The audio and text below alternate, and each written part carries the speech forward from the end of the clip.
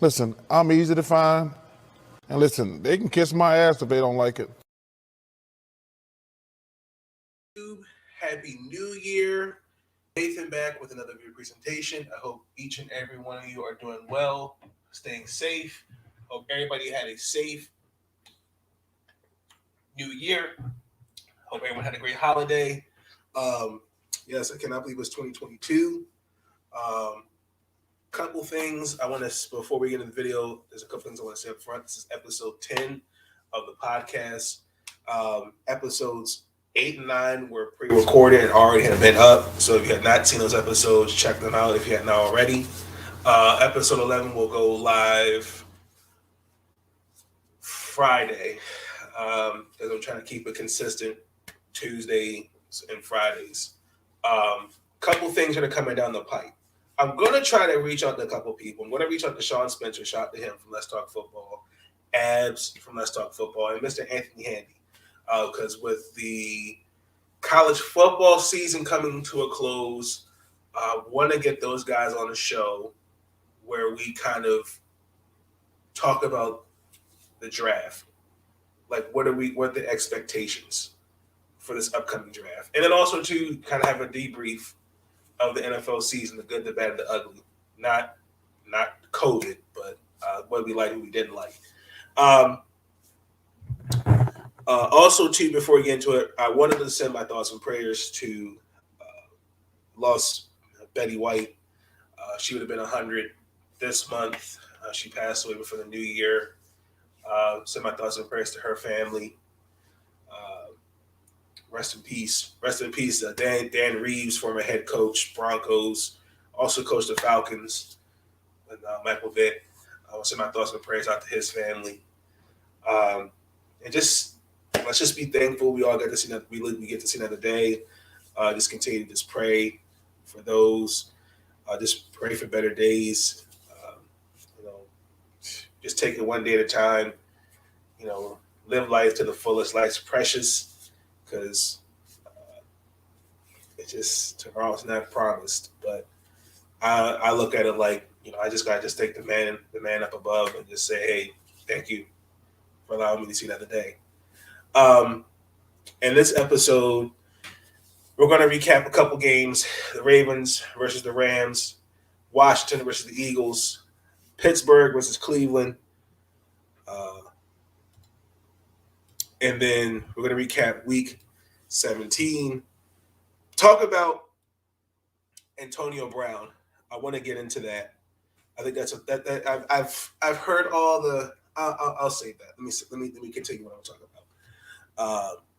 We're at day 35 of Major League Baseball strike, and at this point, y'all, there really seems to be nothing going on. It just seems like there's just no progression. Like, we'll talk about that. We're also going to talk about the Washington Wizards. I got two games. I got the Bulls game, Hornets, and to recap, we play the Rockets tomorrow, and then I want to recap the Orange and Cotton Bowl games. Maryland basketball, the men we lost to Iowa, and the ladies we lost to Indiana. Indiana in overtime. And then Towson Basketball, and then WNBA. There's a couple things that I want to talk about with WNBA. With, like I said, free agency starting. A few of the ladies already gotten a qualifying offer. So if you don't know what the qualifying offer is, it's basically it's like, how can I explain it? It's like they offer you a 1-year deal to stay. It's like, think of it like arbitration. So, yeah. And that's episode 10 of the podcast. But if you're enjoying the content that you're seeing, want to see more, be sure to give it a thumbs up. Please like, comment, and subscribe along with notification bells on. I do apologize again if the recent, pretty much all of season 5, since 1 and 2, have not been uploaded. Please be patient with me. I will get those episodes uploaded to y'all as soon as possible. So let's get into the episode. The Baltimore Ravens lost to the Los Angeles Rams 2019. I'm not going to even sit here and act like I didn't know this was coming. Or act like I know this was coming because I did it. Well, I don't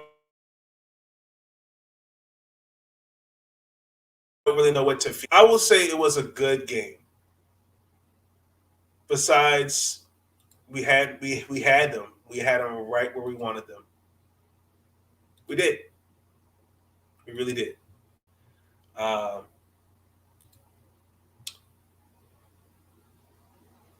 This was a must-needed win for the Rams, and this was a must-needed win for us. I thought we had them figured out, but it didn't happen.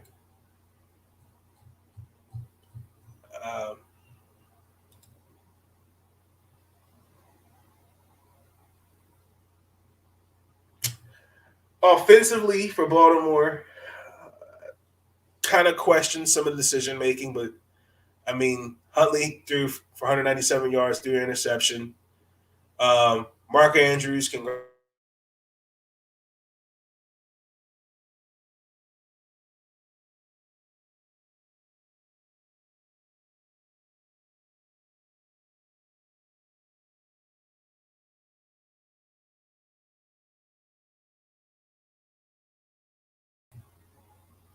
There we go. I apologize, ladies and gentlemen.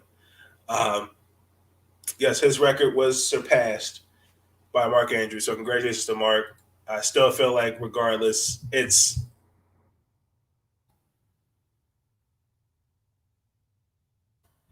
meaningless, honestly and truthfully. I mean, I feel like any record that you break, it's meaningless without winning.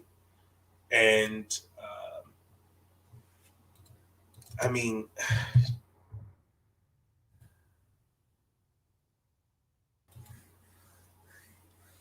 it just really, really sucks. I mean, when you score 13 points over turnovers and then you don't do anything to take advantage of that, that really hurts. Like, we really had an opportunity. We was up 13-7 to take the away from Los Angeles. And it just didn't happen. Like, throughout the entire game, I gotta give the defense some credit. I mean, against the pass, we have not been a great passing defense, but the game-winning drive, we just couldn't make the stops. The 20 Sony Mitchell got the touchdown where it made it 16-14, and then obviously the game-winning touchdown, Toto Beckham Jr. I thought after Huntley threw that pick, when Stafford hit Cooper Kupp for that touchdown, I was like, yeah, that's just how I just felt like, to me, like, I kind of knew the game was over right then and there, because, like, it's not sustainable to me. And this is and personally, like, we could still make the playoffs, which is weird to me. But Baltimore should play for the draft pick. And let me tell you why. Because when I look at the Ravens, we're really going to have a conversation. We really need to have a conversation about retooling. This team, like, when I mean retooling, offensive line has to be retooled. The defensive line needs to be completely fixed. Calais Campbell's 35. I know he's talked about mulling retirement. Brandon Williams is over 30. Derek Wolfe, not liking the fact he gave him a contract and he missed already a full season due to injury. I'm not feeling that. Going to have to address some other things, and we'll get more into this towards the end of after the season. There's some contracts that we're going to have to figure out. Are we okay with having a guy, Marcus Peters, who's a great corner? I want Marcus Peters on my team. I would want him on my team any day of the week. But are we okay with paying him $15.5 million next year when I can find somebody cheaper and younger? The offensive line. Your way of thinking after basically not checking Orlando Brown Jr. after the tweet he made with the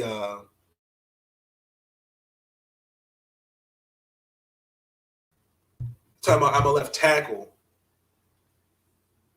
The response is Alejandro Villanueva and Jawan James. Alejandro Villanueva, God bless him, just not the same right tackle from a couple seasons ago. And we signed a guy that just came off an Achilles injury. Like, that's not happening. Like,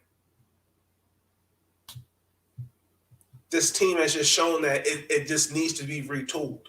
And again, I think for people, again, to kind of take this opportunity to look at Lamar and go, well, we got this guy in Huntley who can throw the ball better, blah, blah, blah. Yeah, Tyler Huntley does have more intangibles, but this team runs through Lamar Jackson. I mean, Huntley has shown he's has some more capabilities than Lamar, but this is still Lamar's team. And I just think it's weird that we're already jumping on the wagon, but that's another subject for another day. Even though it was a painful loss, I don't know how, but we can still make the playoffs. I kind of felt like this was a must-needed win. Something just told me, no, don't. I went in the game. I went in the game with low expectations, and I just said, okay. And that happened. So that was one way to start off your new year. So Huntley definitely has put on some good footage out there. I agree.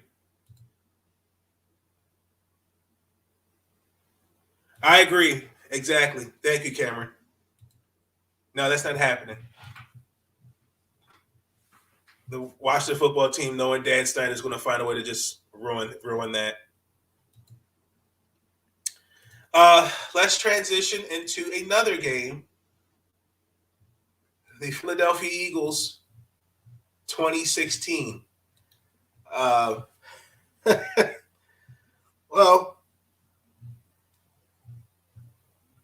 this was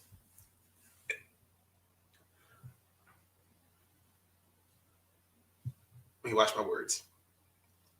Okay, so Philadelphia overcame at halftime. They were down 9 points. Okay. Boston Scott had 2 touchdowns. The Eagles running the ball were held to under 120 yards. Yet, Jalen Hurts, 214 yards, no touchdowns, no picks.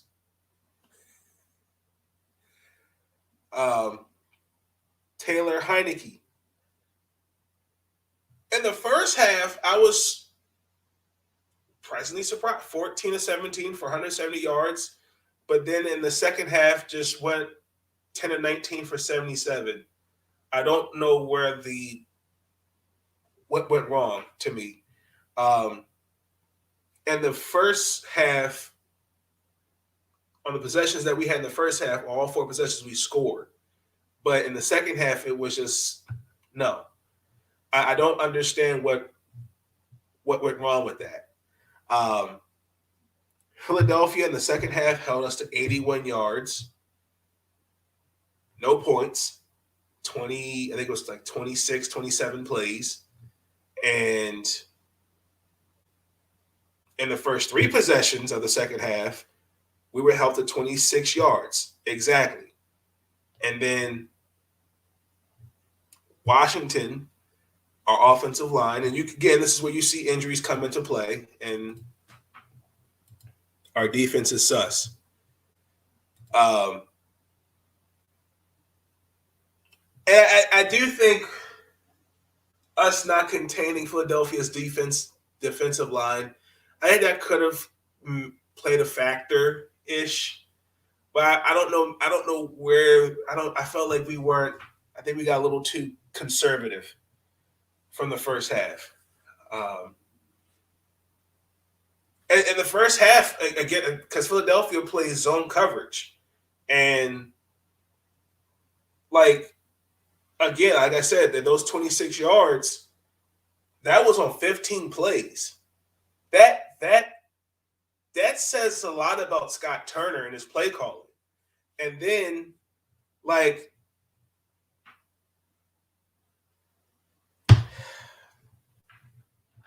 I don't know. Like, I think I've seen it all I need to see with Taylor Heineke. I think he's a great backup quarterback, but hey, VT, good to see you. Does Washington draft a quarterback? Yes, they do. Taylor Heineke's not the long-term option. Like, I think they need somebody that they can build. Like, Heineke's really just a replacement. I think he's just a filler in. And I would have thought, building off what we all saw last season, I would have thought to have seen improvements. And he has shown moments this year, but it's not consistent. And I don't know if it's style of play. I don't know if it's he had Logan Thomas, Curtis Samuel. Maybe if I don't know. Like, and I can't. Like, I don't. What if they had a healthy squad? I don't know. Like,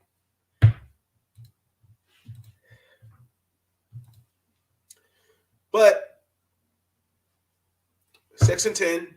I agree with, and shout out to Sean Spencer. I agree with him. Same thing. Play for the draft pick. Our front office needs to change, to be honest. Yeah, I agree. I definitely agree with that. Play for the draft pick. Build off that. Keep it moving. That was really that really kind of hurt because I felt like Washington was my sleeper team to make the playoffs. And now the Philadelphia Eagles are going, and they got to play Dallas. We all know Dallas isn't going to have none of their starters out there because they're straight. But man, that second half, no points. That's in the first half, 30 minutes, scored 16 points. Just don't know where that team went in the second half. I think that's my biggest takeaway from the game is where did we go in the second half? So that was a painful Sunday. But if you have seen the thumbnail, we're transferring to Monday Night Football. Mr. Big Ben Roethlisberger got his last home win as a Pittsburgh Steeler.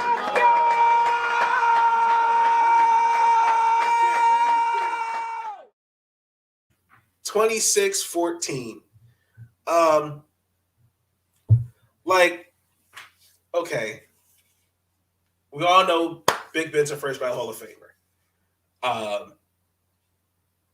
But their defense, man,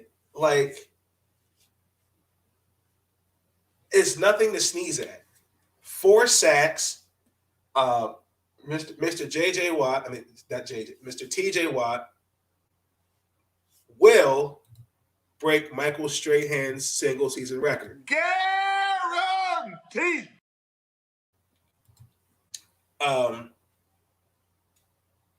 Baker Mayfield.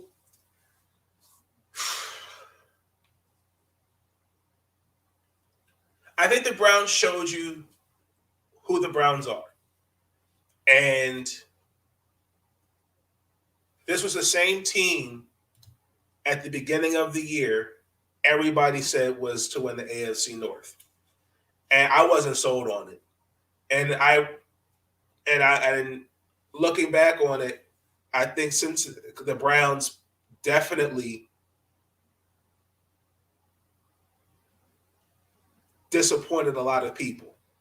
I mean, Baker, no, he won't even play next week because he's getting his shoulder surgery. Now, this is just my opinion. If the Browns had won last night, Baker Mayfield would not have gotten his surgery. Guaranteed. Okay. But because they're technically out the playoffs and have nothing to play for,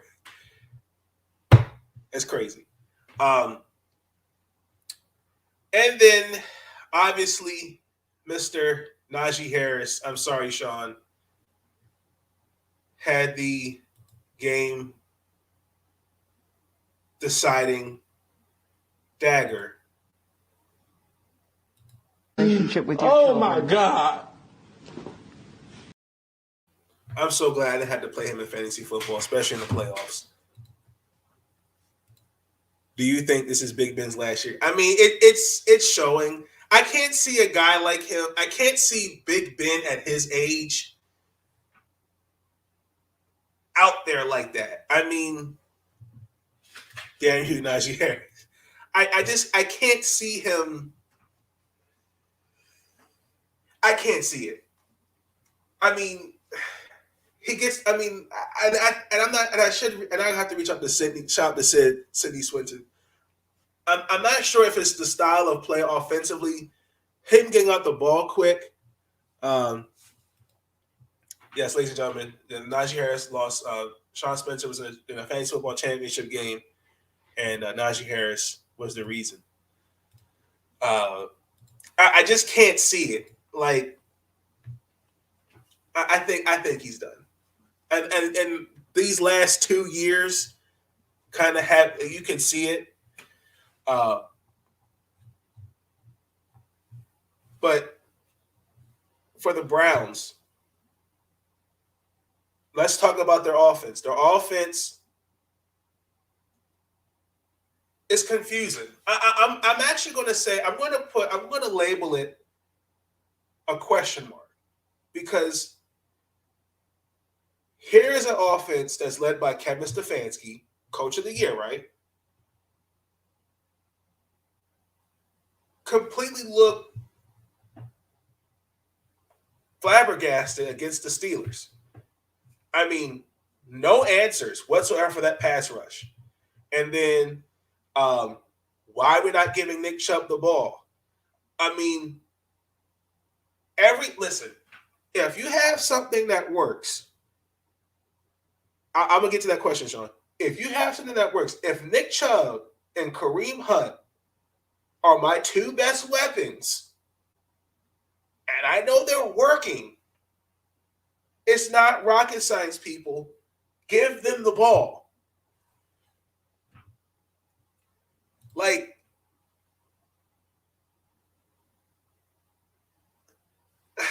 this is my thing, and I'm gonna get to this point.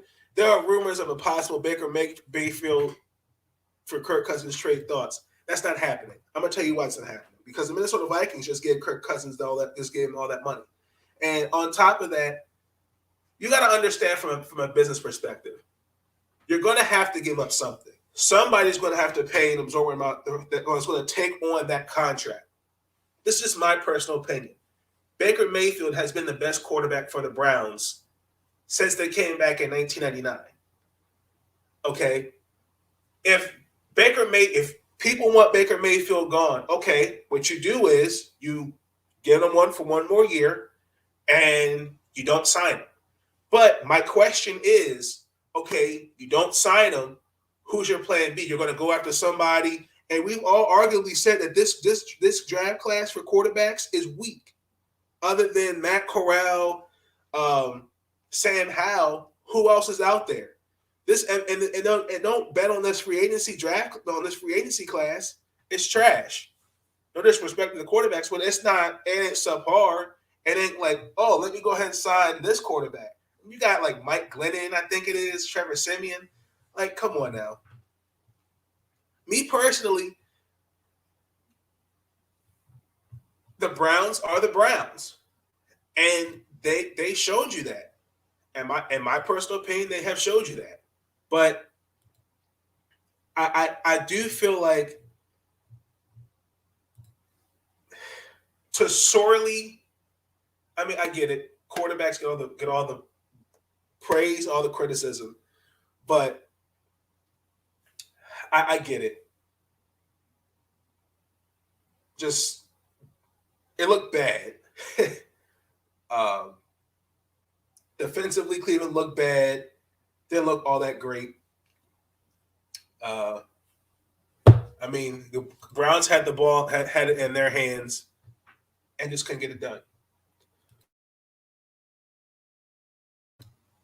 Excuse me.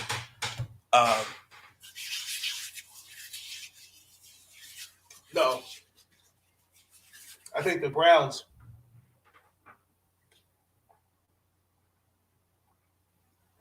Excuse me. I think the Browns are just going to have to just figure something out in the offseason.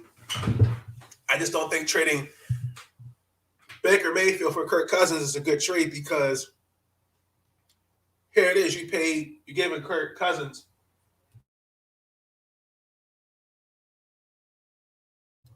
Oh, excuse me. You're paying Kirk.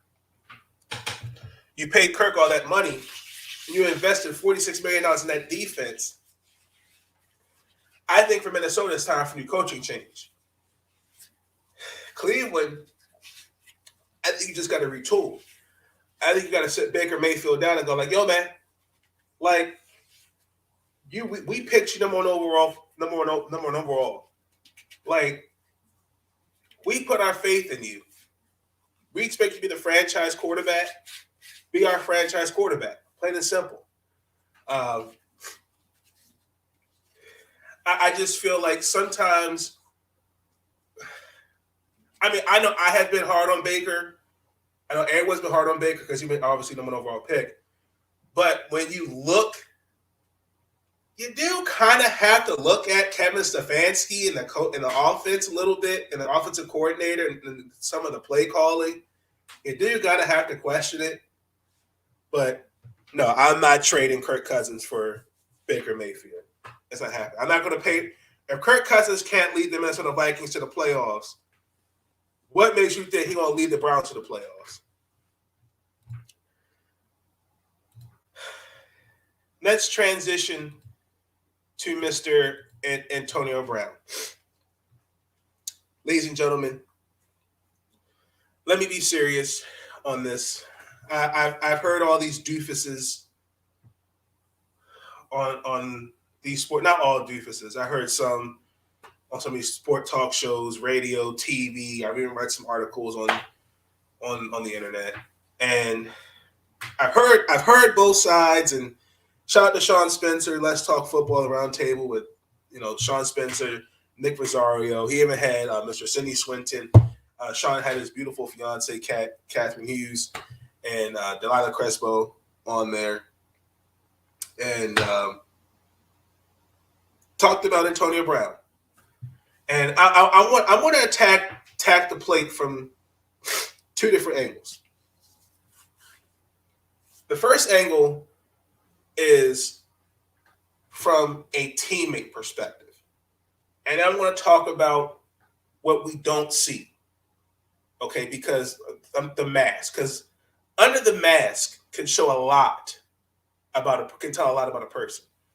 Let me start with the teammate perspective. What Antonio Brown did Sunday was egregious. Antonio Brown made a cardinal sin, quitting on your team. Now, We've heard it. Antonio Brown, according to what he said, he was too hurt to play. He didn't practice for a couple of days. Coach Bruce Arians wanted him in the game. Excuse me. Wanted him in the game. And Antonio said, no, I'm not going in the game. Coach is like, look, man, we need you out there. Get out there and play. Antonio said no. So Bruce or some other coaching staff said, or somebody else on that staff said something that Antonio didn't like. And then obviously we see him taking off the uniform. You see Mike Evans trying to calm him down. He tossed it. Now, the one angle you see him after he tosses it, you can't tell he's looking at, but I would assume he's looking at Bruce Arians. Tosses gloves, all that to the crowd.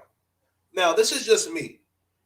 I was told, particularly my dad, when playing the sport, if you can walk, you can play. Okay? I'm never going to question a guy whether he can't play or not. Andy was good, bro. I'm never going to question a guy if he says he's hurt, X, Y, and Z. Okay. If Antonio Brown said he was not ready to play, he was too hurt to play, then he should have spoke up before the game, reached to the trainer and said, hey, look, I'm kind of like not feeling it. My ankle's just not right. Can you help me get it going? Okay. But what he did, if you're somebody in that locker room, that's somebody that you vouched for to bring on your team, and he messes it up. Now, I respect what Tom Brady had to say about, wanting to reach out. If he needs me, I'm here for him. I respect that. That's leadership. Because I would have done the same thing. I would have reached out to Antonio the same after the game, like, yo, please call me. I want to talk to you. Man to man. Same thing with Bruce Arians. Same thing. I think the way Bruce kind of went at it, and I get it, because in the moment, you're upset about it. Because here it is. Excuse me. You walk out on your team. You don't do that.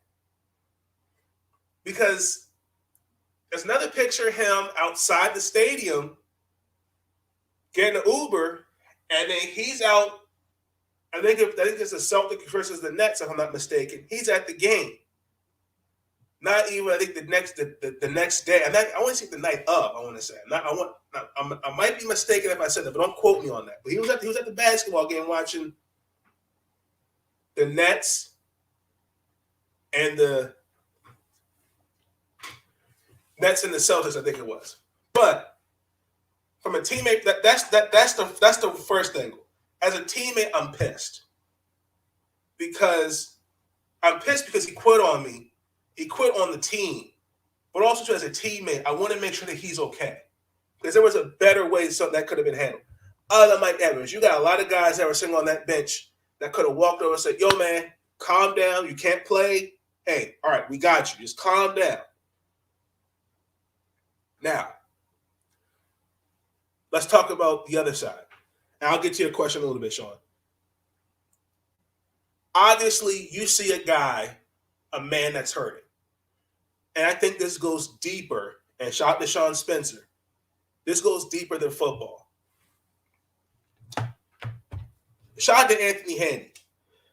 Now, I want, because he brought this on the show, and I wanted to reiterate this.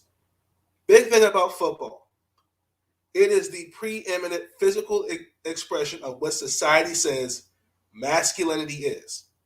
These young men have to be trained to be physically violent to a point all their lives, almost. And then when the game's over, they're supposed to flip a switch and regular guys.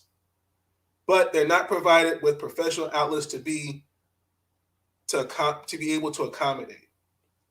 Okay, that was my little robot intimidation. So I do apologize if that sounded weird. That's my little robot intimidation. But what he's saying is like, obviously there's something there. Now we could all talk about, the Burfict hit, because I mean that was a nasty hit, and that was dirty. We could all talk about it then, but you put some sauce, you put some extra sauce on the blue, but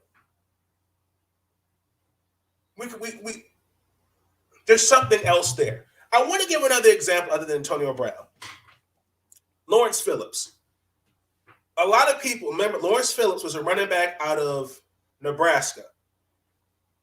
If I'm not mistaken, the Baltimore Ravens, the year they came in, when we were promised the NFL team, after the never mind, let it go, Nathan. After the Indianapolis Colts, the owner, Mr. Robert Irsay, decided to just pack the team up, and the league was okay. Let it go. I'm sorry. Anyway, so the first year of our existence, we were supposed to draft Lawrence Phillips. But because of his behavior at Nebraska, who did they pick? Jonathan Ogden. And then they picked Ray Lewis, that same first round. Now, I agree. Talent played a role in both cases. But when you hear certain stuff, off the field issues, same thing. We just got a guy drafted by those Dallas, that team in Dallas, Michael Parsons. Like, he still got drafted high, but I think he's going to turn out to be a great football player. But I think a lot of it also, too, it goes back to where are the people in their corners? To me, I just see a case of there's a lot of yes people, and there's not a lot of, yo, man, that's not how this works. You need to be doing X, Y, and Z. Because to me, Antonio Brown's people have completely thrown him under the bus. They've gotten their little check, and they cool. Not my problem. I can make the same case about Josh Gordon, even though back at Baylor he had coaches that allowed him to smoke all the weed and stuff, and help him pass drug tests and all those things like that. Is when you don't have positive people in your circle to ensure that your head's on straight, that makes a difference. Me personally, this is just my personal opinion. If Lawrence Phillips had the right people around him, got him some help, I think Lawrence Phillips would not be, may he rest in peace. I think Lawrence Phillips would not have been in the situation that he was, because he was a good college football player. Now, I didn't get to see. I was too young to see him in the NFL, but when my dad told me, I even saw some tape of him on YouTube. Good running back. Aaron Hernandez was a good tight end, but I think it's deeper than football. I think it says a lot of certain situations that you come from, and I hate to say this, but I think it's the system. When you have people that are reaching out for help,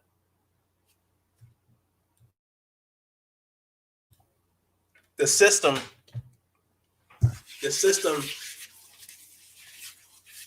kind of has failed us in a sense, particularly young men, because Antonio Brown needs a help. It needs an extended hand. Instead of us making all these memes and all these other stuff, we should be getting resources to help him. He did have Dick Vermeil, but once. Stop. Okay, I got you. But Dick Vermeil is one person. Like, I'm talking about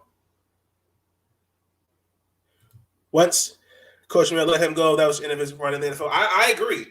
But, like, I'm just saying, sometimes it can't be the coach. It could be somebody like for example,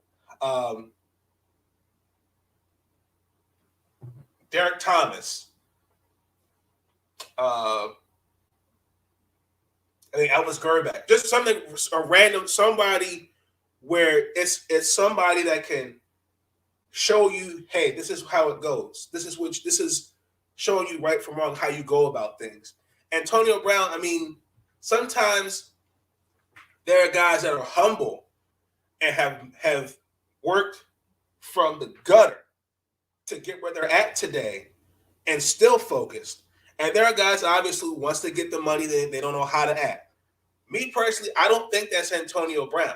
I just think Antonio Brown has honestly and truthfully been raising himself. I don't want to make that assumption. That's just my opinion. But what I have seen these last few years, they have been telling. Like, he had the opportunity to get his full guaranteed money in Oakland. But when you're recording a conversation on the phone with your coach and then making a comment about the GM and Mike Mayock and not wanting to go to practice because of your feet and debating about, oh, I like this helmet because I think, if I'm not mistaken, every 10 years the league changes helmets to help improve, to prevent the from cases of CTE rising. He wanted this specific helmet, and I looked at that helmet. I'm like, that helmet is practically old, and that's dangerous, and he knows that. But obviously, in his mind, no. But I think some of these issues, ladies and gentlemen, it's deeper than football. I think it starts with your upbringing. I think a lot of it has to do with if you're raising yourself, if you come from a background where you had to be X, Y, you had to be a man by a certain age. And I just, and it's really, honestly, it's both genders too. But there is this, society has tried to define what masculinity is. And masculinity is not all about being tough. And I think that's what gets lost in the sauce. Like, and it bothers me that this is the generational curses, the generational curse that has been continuing on, and you're starting to see it break up in pieces, because I think when we start as men redefining what masculinity is, I think that goes a long way. Me personally, and this is just my personal opinion, Antonio Brown, I cannot see him getting another NFL job. I just cannot. He has the talent, but the question that I have, can you trust a guy who's pulled, because when he pulled that was that's not cool. If you worked with Mike Tomlin, and Mike Tomlin put up with it for 8-9 seasons, and Mike Tomlin, he's not going to get a pass for that neither, because he's coaching some other cats like that too. But that's another story for another video.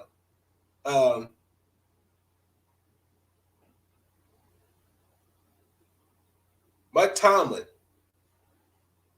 obviously didn't work with John Gruden. You worked with Bill Belichick, and then you had the sexual assault allegations against you. New England cut you. Then you have arguably the best quarterback of this generation vouching for you to play alongside him, and you pull that. That's not a good look. Me personally, if I'm the Buccaneers, I'm getting this man some help because he needs it. He needs it because it's just something about him. There's even this video, non-football related. He's at a doctor's office, and just something about him it just doesn't look right about him. It's just weird to me. But the biggest thing I look at is let's just pray for him. I hope he gets the help that he needs, because it's serious, man. Because this stuff, it would not faze me if years later we find out, yeah, Antonio Brown had CTE, and it sucks because once again the league it's bigger than football. I think a lot of it. I mean, football takes blame, but I think it really also too some of their backgrounds, I can't say that.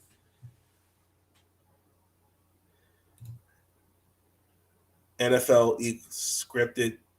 AB's just playing his character in the NFL game. Okay. By the time these guys hit the league, they had been tough. No weakness talk them close to 20 years. I agree. I definitely agree with that. I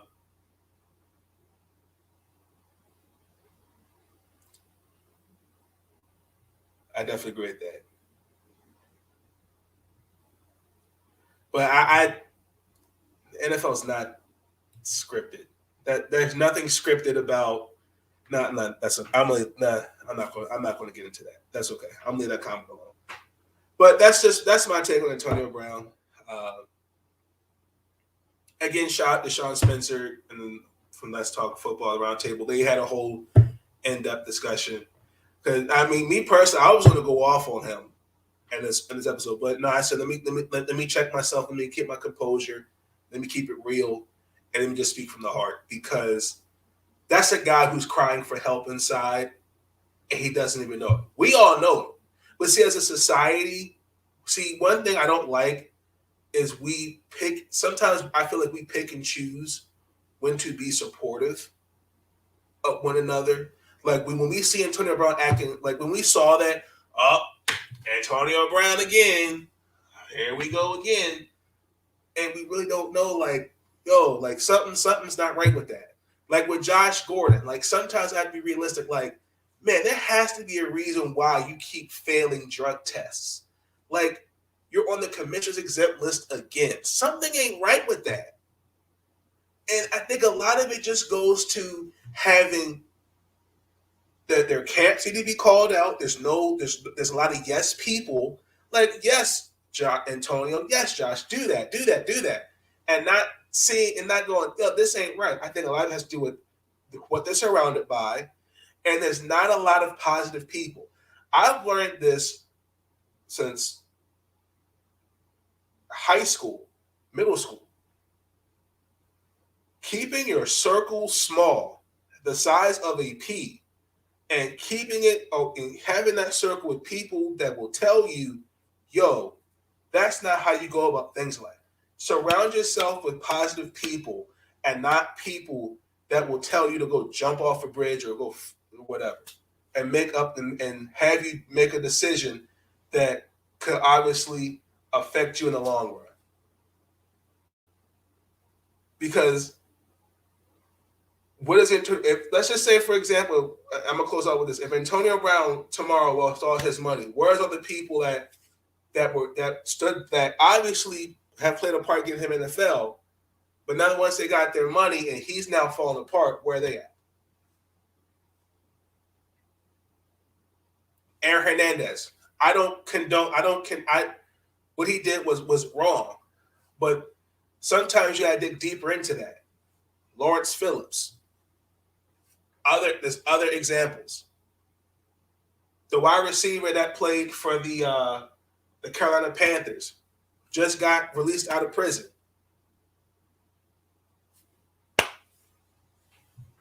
Tough. It sucks. I hope he gets himself together. Me personally, he would have to really earn my trust to be on my team. He really does. And I'm leaving it at that. Let's recap week 17, as it was a interesting week. The Chicago Bears beat the New York G-Men 29-3. The New England Patriots 40-balled the Jacksonville Jaguars 50-10. The New York Jets almost came back against Mr. Dimple Chin himself and the Buccaneers, but the Buccaneers overcame 28-24. The Buffalo Bills beat the Atlanta Falcons 29-15. The Cincinnati Bengals beat the Kansas City Chiefs 34-31. The Miami Dolphins lost and are eliminated from the playoffs 34-3. Shout out to Bobby Wills, I apologize. Good season. I still think this is a good category for cardiac kids for sure. Good season. The Las Vegas Raiders beat the Indianapolis Colts 23-20. The Los Angeles Chargers beat the Denver Broncos 34-13. And Javonte Williams, I'm done with him on fantasy football. He let me down again for like another third straight week. Let it go, Nathan. Trey Lance and the 49ers beat the Houston Texans 23-7. The Seattle Seahawks embarrassed the Detroit Lions 51-29.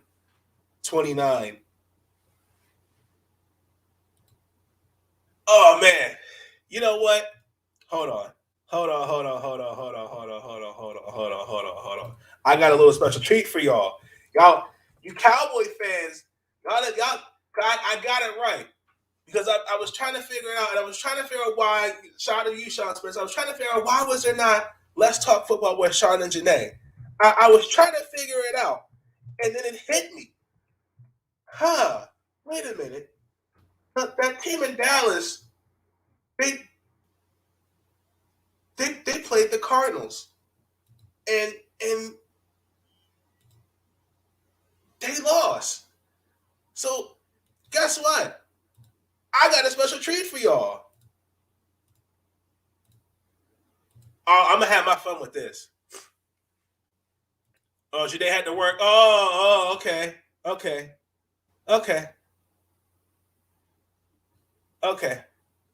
That's all right.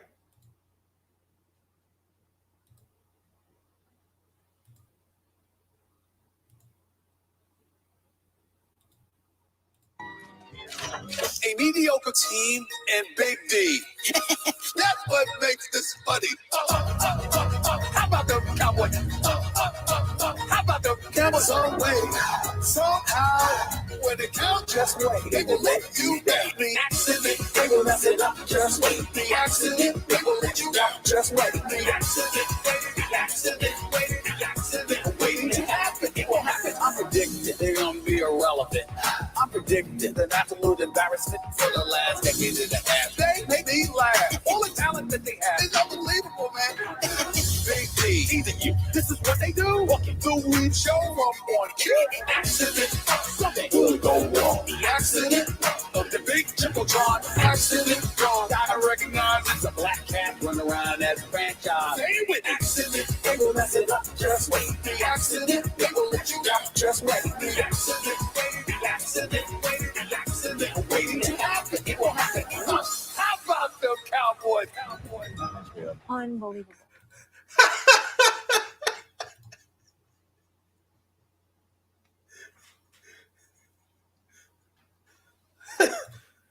Janae said a couple weeks ago that Dallas would beat Washington twice in New York. She did say that, but I'm gonna have my moment. I told you because after they flamed, because you were getting flamed. After we lost to Dallas, you were getting flamed, and I said in the comments, "Just wait, it's coming." I said, "It's coming. Just wait, it's coming." I mean, Michael Gallup. I don't catch any Spurs on that. I mean, because he did. That was a clean ACL tear. Thoughts and prayers to you, brother. Can't wait to see you back on the field next year because you definitely had a good season. I like Michael Gallup. I do. I'm not catching any Spurs on that. But these Cowboy fans, I can't stand them. When they win, how about them out the gutter cut like cockroaches, and then all of a sudden when you lose, you can't find them. No, I'm gonna have my moment with that. I'm gonna have my moment. I'm gonna have that moment, and I'm gonna enjoy it. It's all love with Cowboys. It's all love. I have respect for the Cowboys and some fans, but it's just. I'm gonna let it go. It's all fun. It's all fun and love, but I'm just saying. Sometimes they can just crawl under your skin. They really can. But they lost to the Arizona Cardinals 25-22. The New Orleans Saints beat the Panthers 18-10. The Minnesota Vikings. Oh my Lord. That Mike Zimmer, yeah, he's done. Just be ready if they win though. Regular season? We're talking playoffs.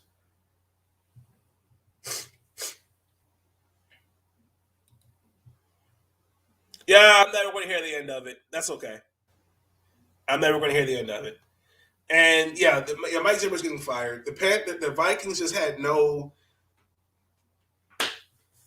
They're done. That team actually might get blown up, honestly, and just start from scratch. When you invest $46 million in that defense, and on top of that, I talked about it last week. Nah.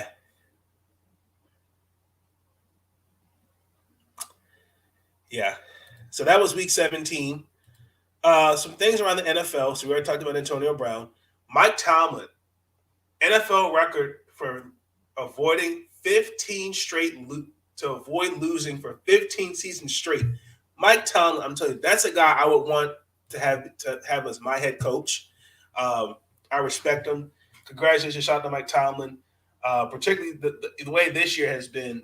Oh, I don't know how he's doing it.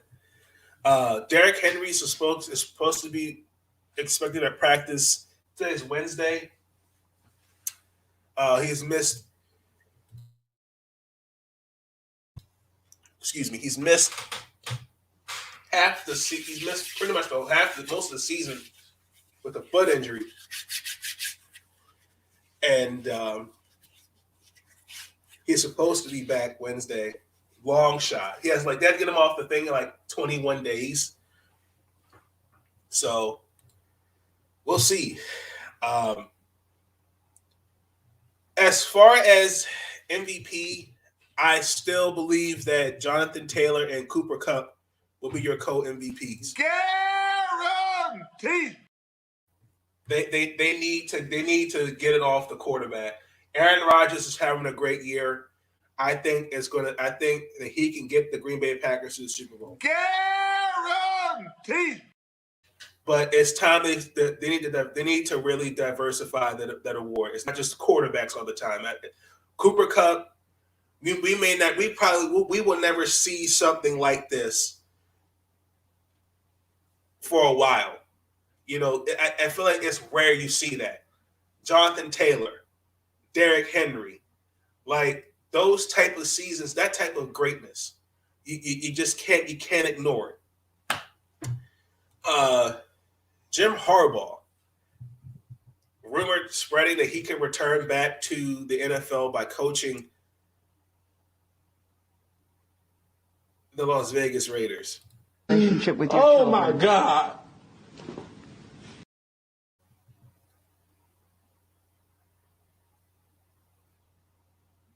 Nah. I don't see it.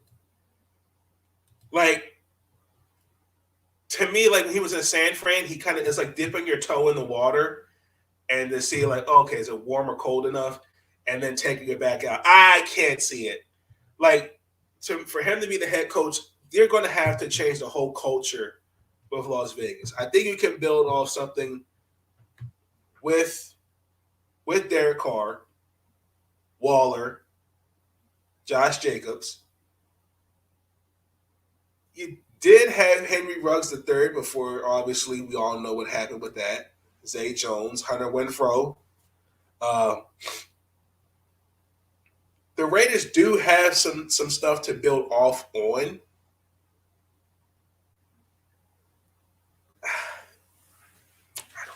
I don't know. I'll have to reach out to Anthony Haney on that because Anthony Haney he's the college football guru, particularly when it comes to and Sean Spencer too, because they have a better more knowledge than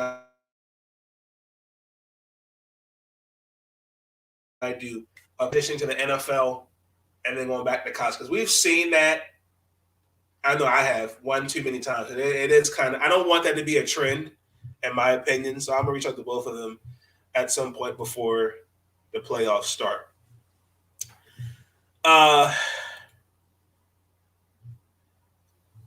That's what's been going on. I saw this really thing really quick with who would you have starting like Joe Burrow or Patrick Mahomes, and I'm confused by that. I think Harbaugh will stay in Michigan. Yeah, I'm leaning towards that as well. I am. But yeah, something they're asked that question, and I'm like, wait a minute. So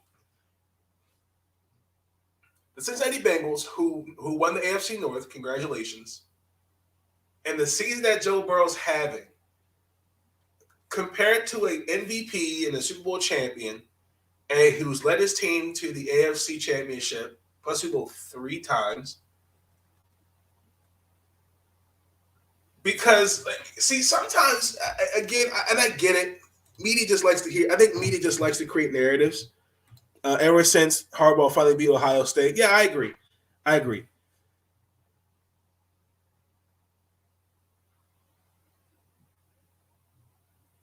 Okay.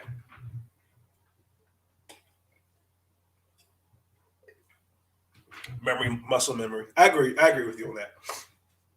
But it was just weird because I'm like, for a guy that we all know came off that injury, he's had a good year. But let me ask you this question.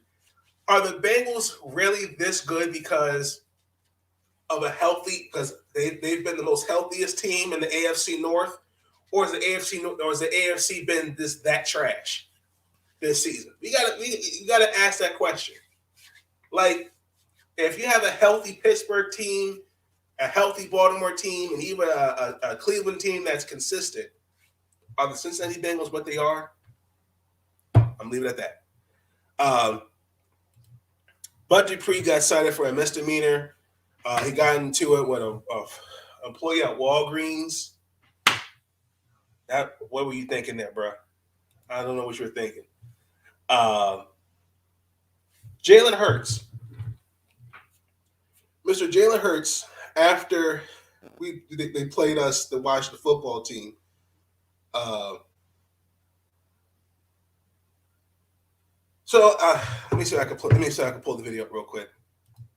But if you can't see it, I'll iterate it. So after the game, Jalen Hurts is going to the game tunnel, and there's a lot of Eagle fans crowding up at the side of the side to try to get some dap from him, and the guardrail literally collapses, and I'm just going to share my screen so y'all can see it. Oh, hold on.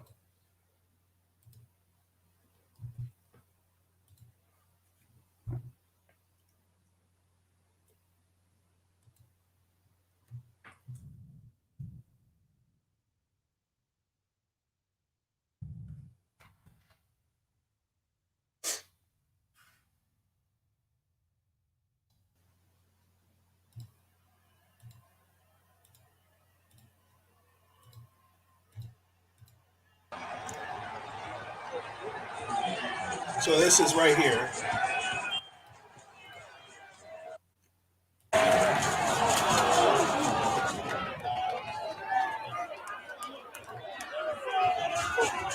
Now from the other angle, you could see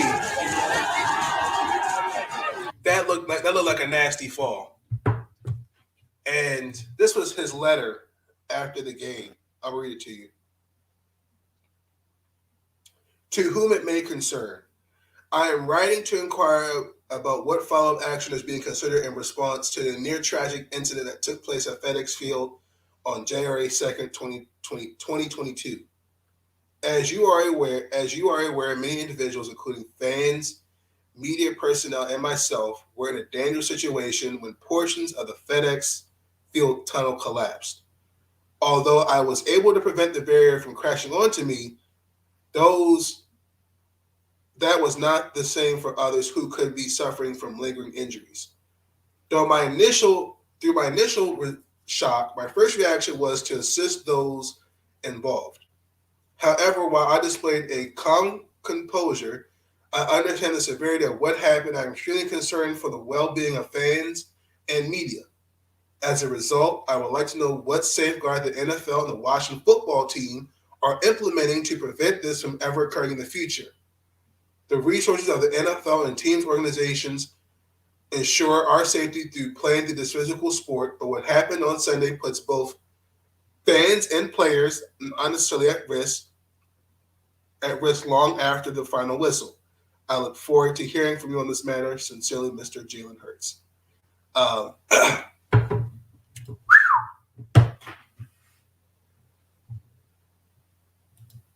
Did you see Ramsey and 24 Rap get a Jalen Ramsey? Jalen Ramsey's always looking to get into some fight. And I like Jalen Ramsey.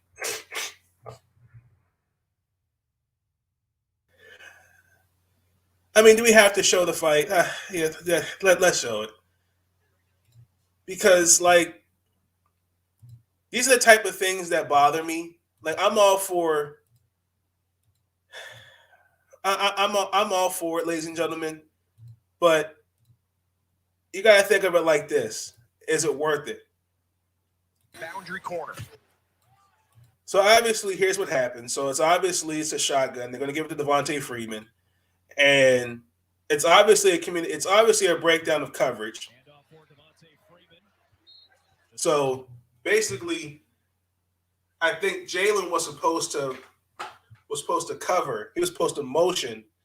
I think this is Patrick Ricard. I think it is. It's that typical. I like that. I like that play actually. That formation, honestly. But Cincinnati last week in a pass-heavy game. Get a stoppage here from an official. Yeah, the official stopped it. The Rams got into a fight in their huddle, and they had to be broken up.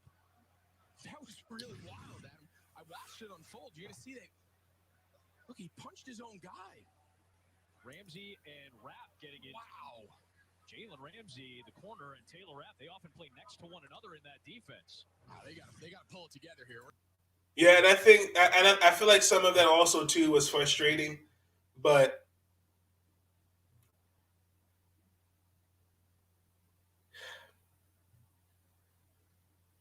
Like with Jalen Ramsey, like he's a great cornerback. But as far as leader, he lacks character. His character can be really, really suspect from time to time. Like he got into it with Golden Tate, and we're not gonna get into that. The same thing in Jacksonville. It just seems like there's something about Jalen Ramsey just really rubs off me the wrong way. Because I'm telling you, teams ain't going to like that. I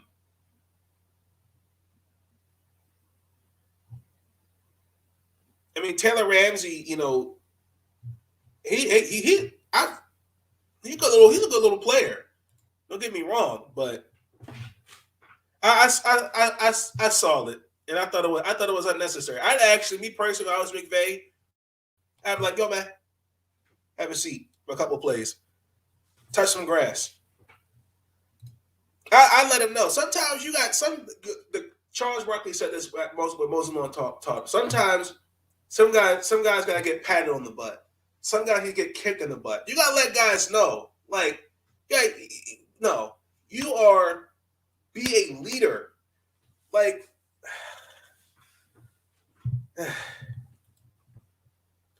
so that's we're gonna get into next. Mr. Jim Mora, the playoff picture, the most painful segment of the show, Mr. Jim Mora. Playoffs? Don't talk about playoffs. You kidding me? Playoffs? I just hope we can win a game. Yes. I just hope we can win a game. They didn't do diddly poo.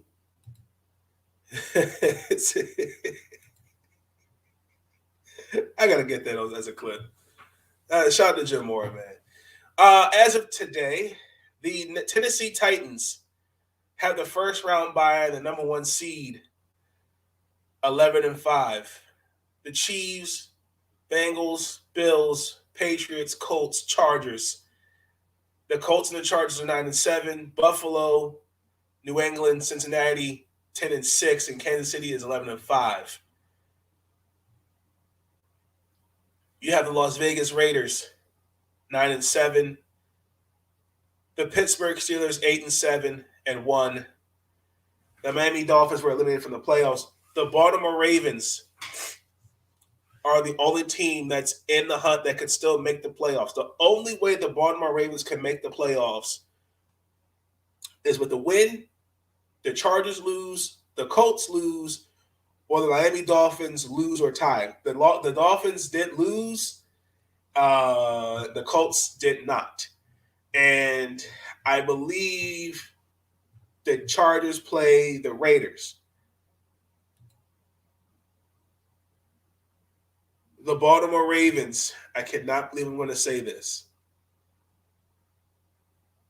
The Baltimore Ravens are going to make the playoffs. Guaranteed. Because it's just something about the Chargers I don't trust. They're going up against the Las Vegas Raiders, and just something tells me Derek Carr is going to have a game. Something tells me. And my prediction from a couple weeks ago where I said Tennessee, Kansas City, New England, Indianapolis, and San Diego were going to be top 4 seeds have just completely blown up in my face. Congratulations!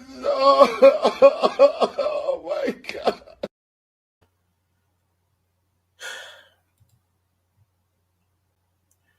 The Pittsburgh Steelers can make the playoffs with a win. Indianapolis Colts lose. The Las Vegas and Chargers game does not end in a tie.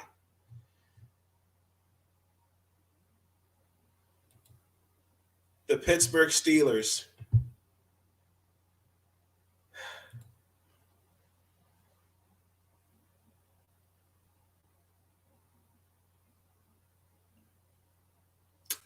Relationship with your Oh children. my God. I'm gonna leave it at that. I just hold on. Where's Sean's comment at? Can Pittsburgh make a run?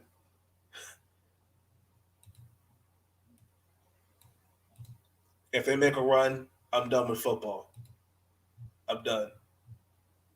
I definitely know the NFL scripted.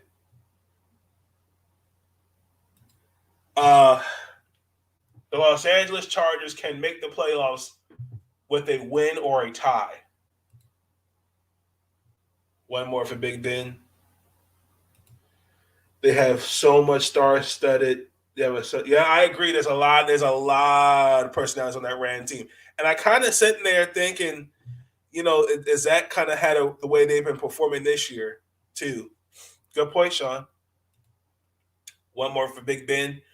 Okay, so that being said, that's going to be the end of the Big Nate Talk podcast. I'm just kidding. A swan song. Oh, Lord. Here we go. The Colts can make the playoffs with a win, loss from the Chargers, Ravens tie, or Chargers loss, Pittsburgh loses, and the Miami Dolphins win. The Patriots can win the AFC East with a win, or the Buffalo Bills tie. They tie with the Bills, or the Bills lose. The Bills can win the AFC East with a win, New England loss, or a tie. The Bengals can clinch a first-round bye at home field advantage with a win, Kansas City loss, Tennessee loss, New England loss, or tie, or Cincinnati wins, Tennessee loses, Kansas City loses, and Buffalo wins. The Chiefs can clinch a first-round bye, home field advantage with a win or a tie, and a Tennessee loss. Vice versa. Kansas City ties and Tennessee loses.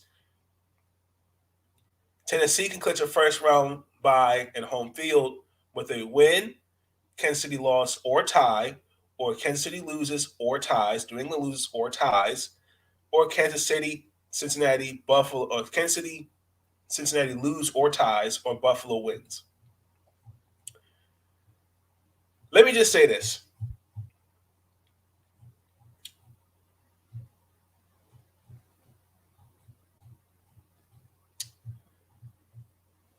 I'm looking at the AFC.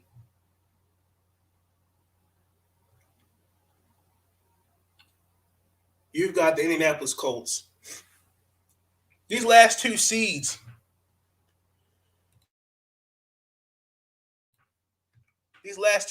are not locked in. The Colts and the Chargers. The Indianapolis Colts, Week 18, got the Jacksonville Jaguars. The Indianapolis Colts, if they lose to the Jacksonville Jaguars.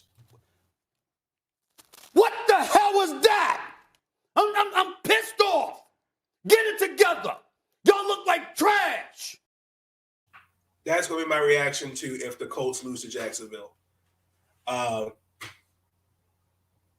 Chargers, they played the Las Vegas. Just something about the Raiders just tells me it's just something. I just feel like something's just going to happen. Now, I think Baltimore has something more to play for than Pittsburgh. I mean, we both do, but it's a home game, and I cannot see the Ravens losing to Pittsburgh. No disrespect. I think, I hate to say it, but I think Baltimore's going to get that 8th seed. I'm not trying to sound biased, but I just don't trust them in the 7th seed. I just don't trust San Diego, Los Angeles, and I don't. No, I think the Green Bay Packers are winning the Super Bowl. Where's my clip? Guaranteed. The AFC has just been plagued with injuries, and it just looks like a heap of hot trash. So when are we going to say something about it? You know what? I'm going to walk away.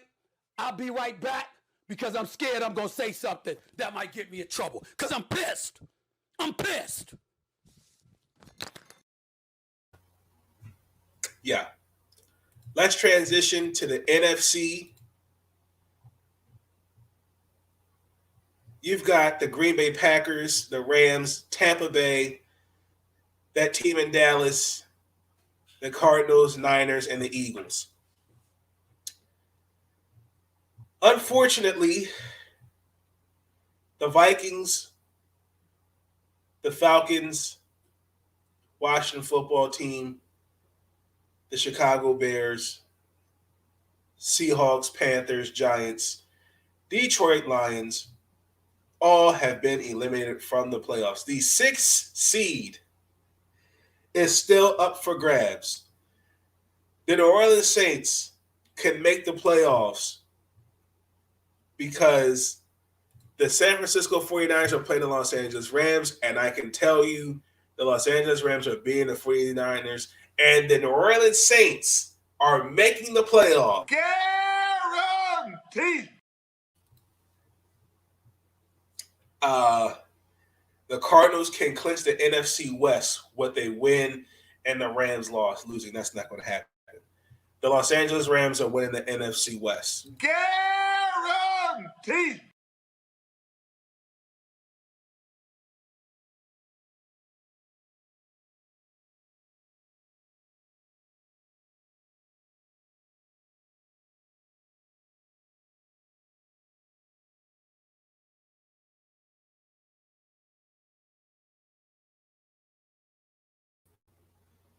There we go.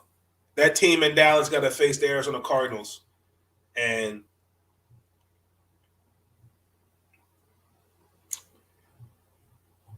so that is so far, that's the playoffs, and that could change. But while we're still in the segment, let's look at the draft order, shall we? With the first pick of the NFL draft, we all know it's going to be the Jacksonville Jaguars, then the Lions, Texans, Jets, Giants, Panthers. Oh, my God.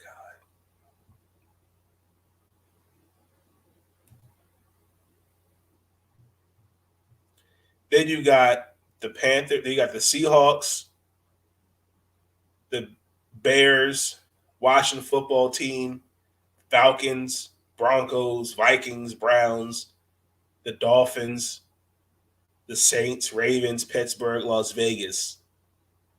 Me personally, I want Baltimore to get the 15th overall pick. But I'm okay with getting in the top 20 because we've lost 5 straight.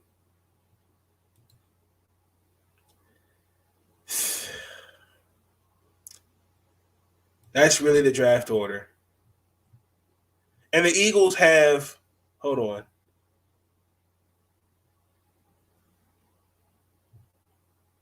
One.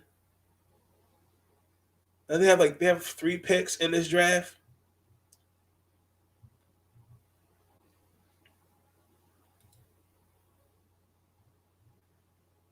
Yeah, they got the 14th pick, the 19th pick, 21st pick. They got 3 first-round picks.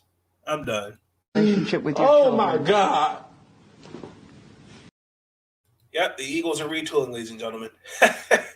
They are retooling.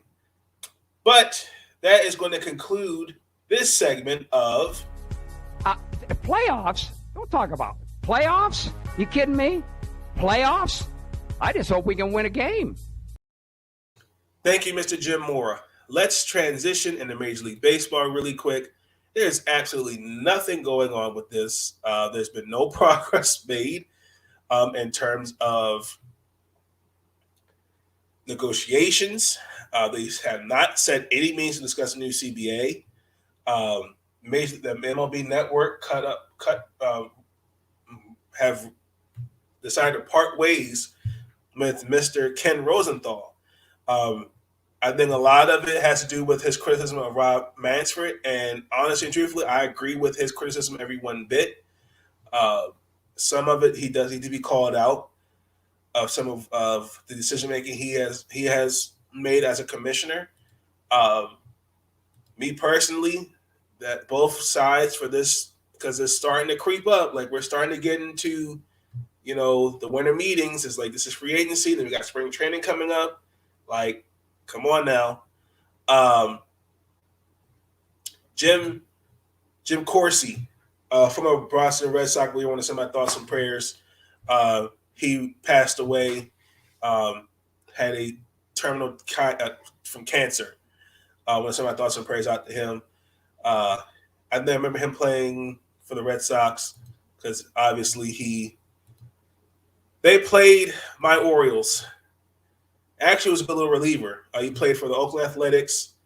Those are the 2 teams I remember off the top of my head that he played. He did have a World Series with the '89 Athletics team. Yes, it was. And he also played for the Orioles, Marlins, and Astros.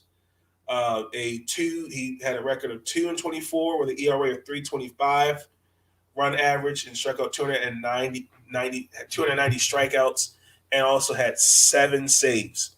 So I want to send my thoughts and prayers out to him. So he said I think it was liver cancer and colon cancer that he said that he had. I was like, man, thoughts and prayers, man. Don Reeves, I shouted him out. Dan Reeves, I shouted him out earlier. Rest in peace. Former head coach, Denver Broncos. Also coached the Falcons too with Michael Vick. I just Broncos. I've got that team in Dallas, the Giants, and Falcons too.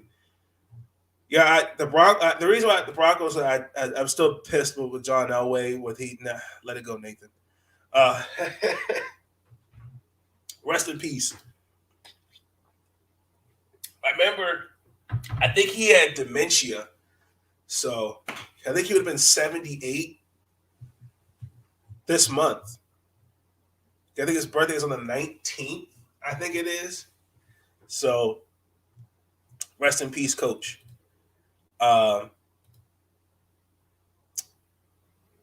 So yeah, that's what's been going on. As far as the Orioles go, it'll be our 30th anniversary. 30 years we were at Camden Yards. Wow. Damn, I'm old. The 30 years? Yeah. Yeah. Let's see, I'm 27. Yeah. I'm old. Definitely old. So, yeah, that's what's been going on in Major League Baseball. So we'll continue to follow up with that. Let's transition into the NBA. Let's just get on and over with. DeMar DeRozan beat us. Wrong team. Let's take it from the top.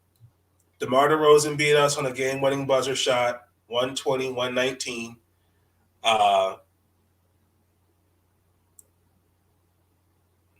I thought the game was right there, but DeMar DeRozan had the last laugh.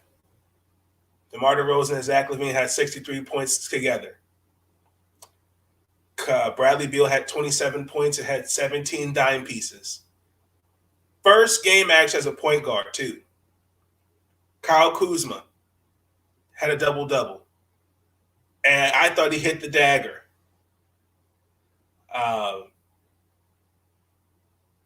Didn't happen. DeMar DeRozan made that shot on 2 defenders. Oh, my God. DeMar DeRozan needs to be an MVP candidate. I'm just going to say it. I'm just going to leave it at that. Then we got a little bit of revenge.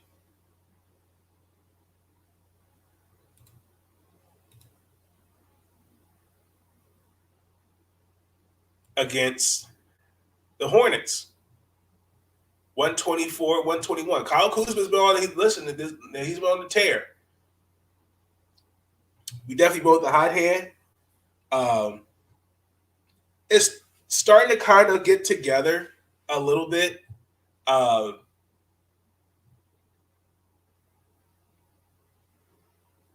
the third quarter, they were up by 14, and we cut it to 6 going into the fourth. We started off, I think it was 11-0, and Kyle Kuzma. I mean, can't say enough. Like, down the stretch, guys got to hit shots. Particularly, I'll just pull up a really interesting stat. In the first half, we shot 7-25 compared to, I think it was 17-27 at going into halftime. I think trying to keep up with their pace and not playing at Wizard pace, I think that hurts the Wizards at times. But I'm going to continue to say it. Hey, Michelle, good to see you. I think that hurts the Wizards sometimes when I watch them. That's why I say they need a true point guard. And I think they're going to have to get rid of one of these big men. I just think you need someone that can space the floor, play some defense, and shoot. Bertans can shoot, but Bertans is not a defender. Like, Greg Popovich's teams can cover. It's just weird. He can make a player look good because of his system, but no. Then we got to play let's take it up. Then we got to play the Houston Rockets. This is our first time we've actually seen them this year. This is a whole different Rocket team. So we are coming off, again, a good win against the Hornets. Kyle Kuzma had 36-14. Bradley Beal had 35 and 7 and 8. Harrell didn't play. Daniel Gafford, who's been having a great season so far, had 15-11 in that game. The Rockets are clearly in rebuilding mode. They've lost 8 games in a row, and Kevin Porter and Christian Wood have been suspended by the team. and John Wall still sitting on the sideline. Yeah. No, I'm sorry. Yes, no, I'm right. Christian Wood and Jalen Green are the leading scorers of the team, and they played the Sixers, but Houston's bench somehow put up 43 points. I definitely think this should be an easy win for the Wizards. I cannot see this team losing to Jalen Green because it's just pretty much the next couple games just the Jalen Green show. And their bench too.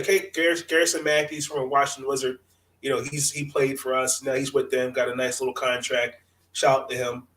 I feel bad for Steven Silas because to already have been called your C already hot when you've had absolutely nothing to work with.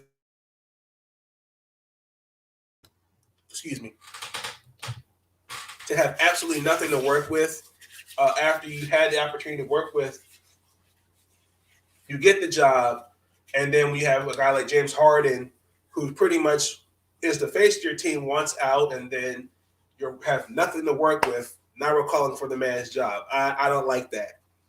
And also, too, before I bring this up, I think Jim Caldwell, they had interest. The Jacksonville Jaguars had interest in interviewing him as a head coach. That's what I'm talking about. I don't want guys like that taking jobs like this where they're set up to fail, if that makes sense. And I feel like Steven Silas was set up to fail because, look, I mean, you got Jalen Green, Kevin Porter, Christian Wood, great players. You gotta build something around them. That matters to me. I'm just saying. Around the NBA, like I said, Christian Wood and Kevin Porter were suspended. Kyrie Irving's supposed to play. I want to say it's today. Donovan Mitchell got Player of the Month for December. Congratulations to him. Joe Ingles had to go in the health safety protocols. Joel Embiid also was Player of the Month. I forgot. I tried to figure who else it was. Taylor Jenkins and Eric Spoelstra were Coaches of the Month.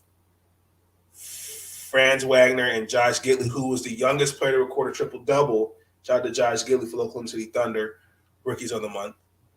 I read this article, and I'm having this conversation. Shout out to Cameron Crump. The Los Angeles Lakers talked about trading Anthony Davis.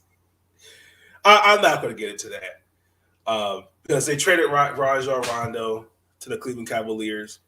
And I think it's bigger than Frank Vogel. I just think the team's just not built.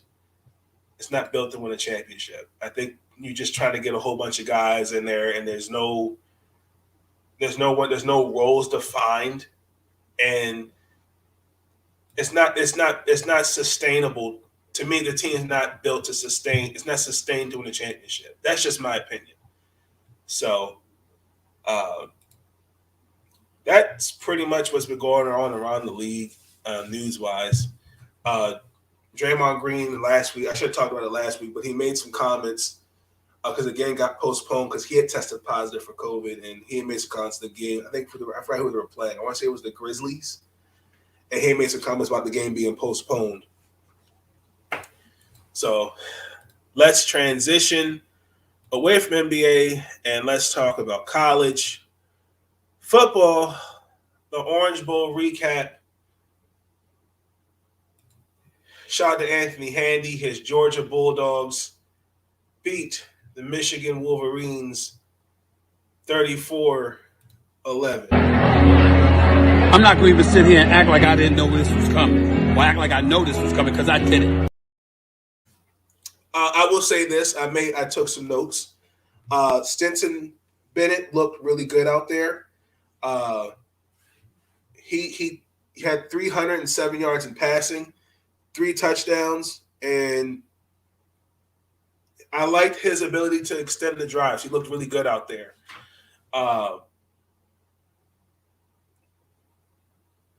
Compared to whenever they played Alabama, there was a different style. I think they played.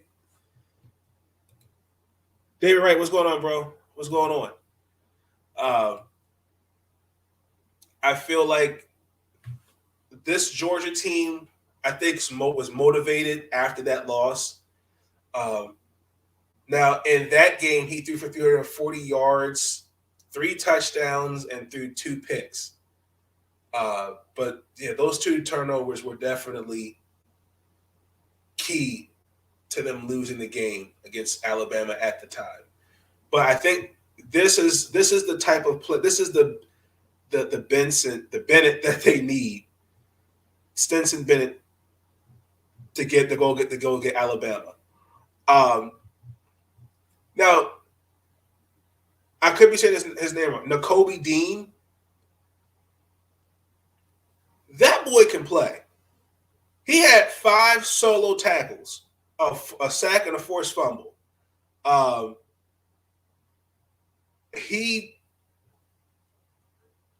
They just had no answer for him.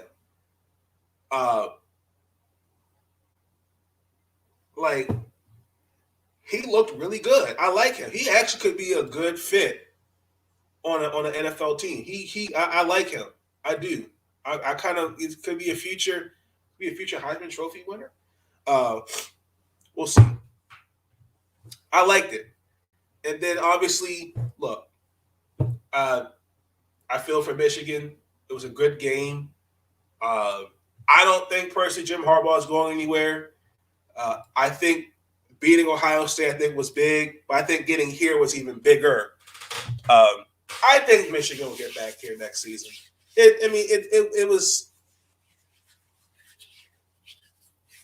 It's tough.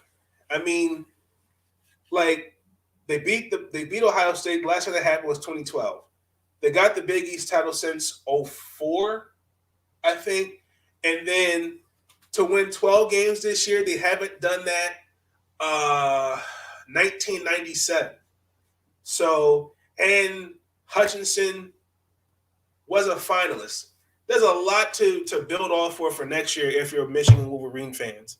So, I mean, overall, it was a great. Even though it felt one-sided, to me, it was a rout. Michigan, they just gotta keep their head up. Now, obviously, the most painful game I did not want to watch, and I had no choice but to watch. Alabama Roll Tide beat Cincinnati 27-6. Cincinnati's offense let me down. It let me down. The offensive line, they just had no answers for Alabama's front four. And, man, like, when your offense line is struggling, it's hard, and you're not getting any separation as a wide receiver. Rittler, I mean, what more can you do? There's nothing you can try to make plays yourself, but passing the ball definitely sucked. Michigan's losing a lot of talent. Not sure they can repeat. Well, I mean, I remember seeing, right, I think they got a decent recruiting class coming in. Hey, Lucinda, good to see you. Hope you're doing well. Happy New Year.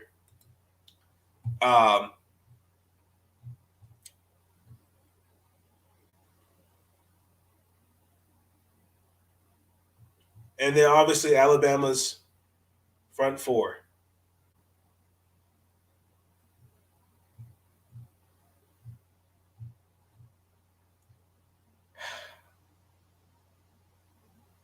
What's his name? I mean, they sacked Rittler 6 times. There's no answers for the defense. But I will say this. Cincinnati's pass defense, they can play. I like their defense. They got some potential.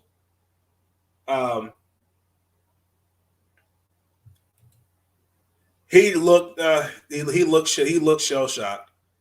I mean, when your wide receivers can't get open and your offensive line can't protect you, what other choice do you have?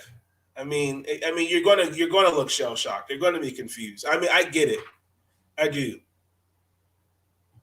But we got the matchup that we all wanted. Alabama versus Georgia. I'm not going to even sit here and act like I didn't know this was coming. Or act like I know this was coming because I did it. I agree. Really didn't have much help. They didn't. But again, like the same thing. We said the same thing. Cincinnati is coming in there with youth. This is a young team, and I think this is a good opportunity for them to learn their team. That this is what's going to work, what's not going to work for next year. Oh my God. Let's transition away from college football. I will take away that my Maryland Terrapins did win the Pinstripe Bowl. Thank you very much. Thank you very much. Let's transition into Maryland basketball. The men lost to Iowa 80-75. We were this close to pulling off a comeback, man. I love them. I love them too. I love them. We're this close to a comeback. Okay? Like, we were down at half, 24-12, and then the defensive adjustments by Mr. Danny Manning. Like, the first half, we looked like a real college. We looked like a real team out there. We were on a 21-6 run. And then we went in the halftime 40-36 by the energy Danny Manning created. I'm getting emotional. I'm not getting emotional. Because it looked like they're starting to pull away. Okay. The bench look, fellas, I don't know what the issue is. Look. Let me give Mark Turgeon his flowers. What I like about Mark Turgeon's teams, there's depth. Like, but we're 13 games. And in this bench. What the hell was that? I'm pissed off. Get it together. Y'all look like trash. I mean, inconsistency.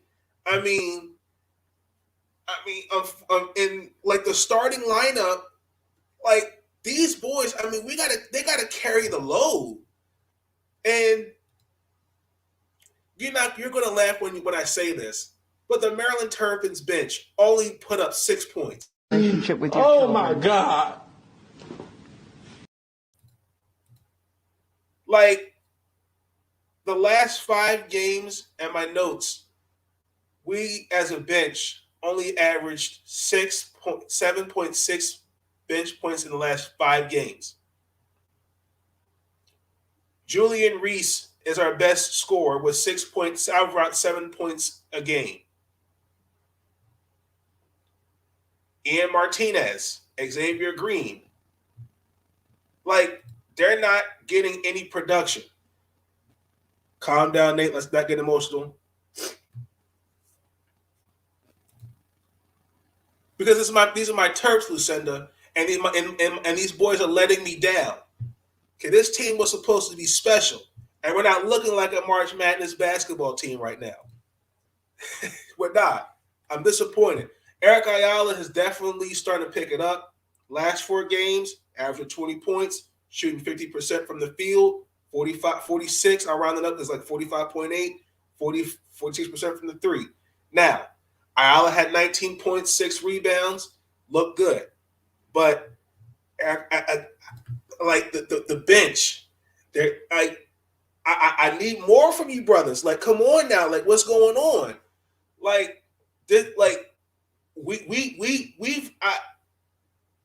I even started this podcast, like I would have conversations like this. Like Mark Turgeon has given these guys nothing but praise about the depth of the bench, and when I need these guys to like come up in, like to step up in there, particularly in this game, like Only 6 points? Hey, we are living in a pandemic and they're still performing, so hey. I feel attacked every time I see Stephen A. Please stop. We them boys. Dave, you already talked about your Cowboys. LOL. Yes, I did.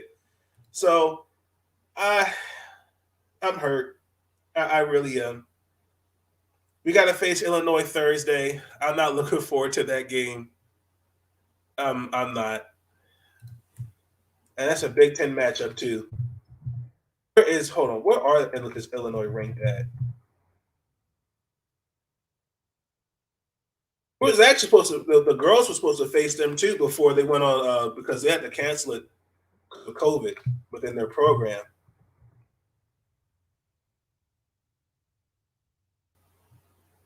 They're 3-0. They're on a 3-game win streak. Oh my God. Okay.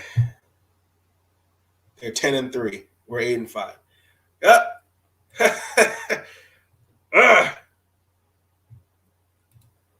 Play the video for David. Please don't. All right, let's transition into the Lady Terps. This stings. We lost to the Indiana Hoosiers in overtime, 70-63. We were ranked 6th. And because of this loss, oh my God. The rankings, they actually have us now number 9. Like, really quick before I get into the game, like what is the hate against Maryland, the Lady Terps? Like I feel like ever since we went to the Bahamas, it's like those 2 games we didn't have a full healthy squad due to injuries and illnesses. Now we come back, we're on a tear. We lose in the overtime, which is a great game, but let's just keep it real. Turnovers just killed it. I mean, we committed 11 turnovers. 5 of them came from Ashley Owansu. And then on top of that, we, in terms of shooting from the 3, horrendous. Like, we didn't hit a 3 until the 3rd quarter. Like, and that was Diamond Miller who hit that 3. And then Mason Manus went down with an injury. Brenda Freeze, I haven't followed up with that since then. She couldn't, or she injured her knee, couldn't put any weight on it. Most likely, she's going to be out for a few weeks. I could tell when she went down with that injury, the energy just got sucked out of the ladies. Like, I knew the game was over when she went down with the injury. I mean, I get it. Diamond Miller's come back off an injury, and then to lose faith like that. That really does hurt. It does. Like in the last 5 minutes of that game, like we didn't make a single bucket on seven attempts. The last 5 minutes of that game.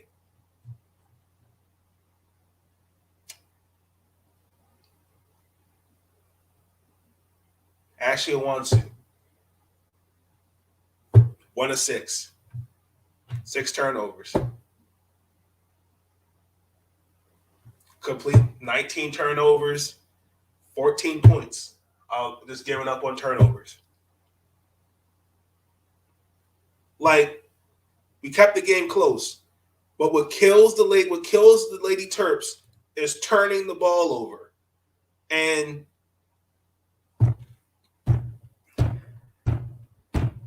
we did all right. The offense can be efficient. We got to cut down on the turnovers. We cut down on the turnovers, we're okay. Turnovers, low 3-point percentage and injuries, perfect storm. Absolutely, I agree. And then, obviously, the ranking happened. So, but I saw the question earlier from Sean. Let me find that question. How far does Maryland go this March in March Madness, men and women? I think the men are not going to get past the Sweet 16. Like the way, like I just don't see this team getting. I don't even really see this team get out I say they'll get in the 32, but they're not going to get past the Sweet 16. I think the Lady Terps are going to be in the Final Four. Guaranteed. But the men, the men are okay, but they got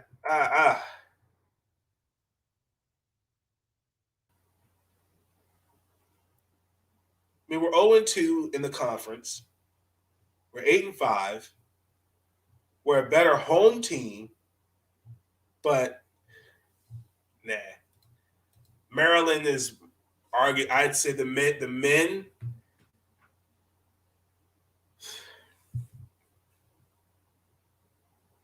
I said that they won't make it to the Sweet 16.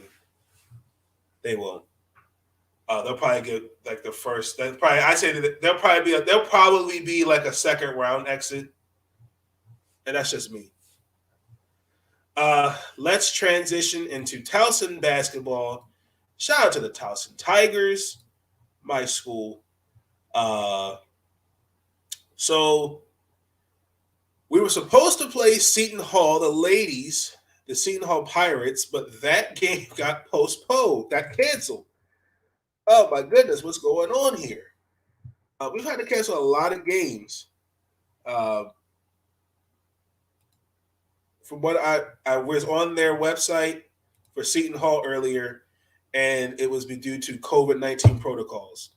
So that game was postponed. So that has been 6 straight games that have been postponed or canceled for the Lady Tigers.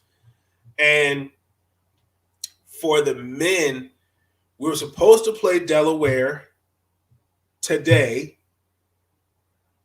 That game has been postponed, but we lost to Drexel Monday, 61-65. That was on CBS Sports Network. I missed that game.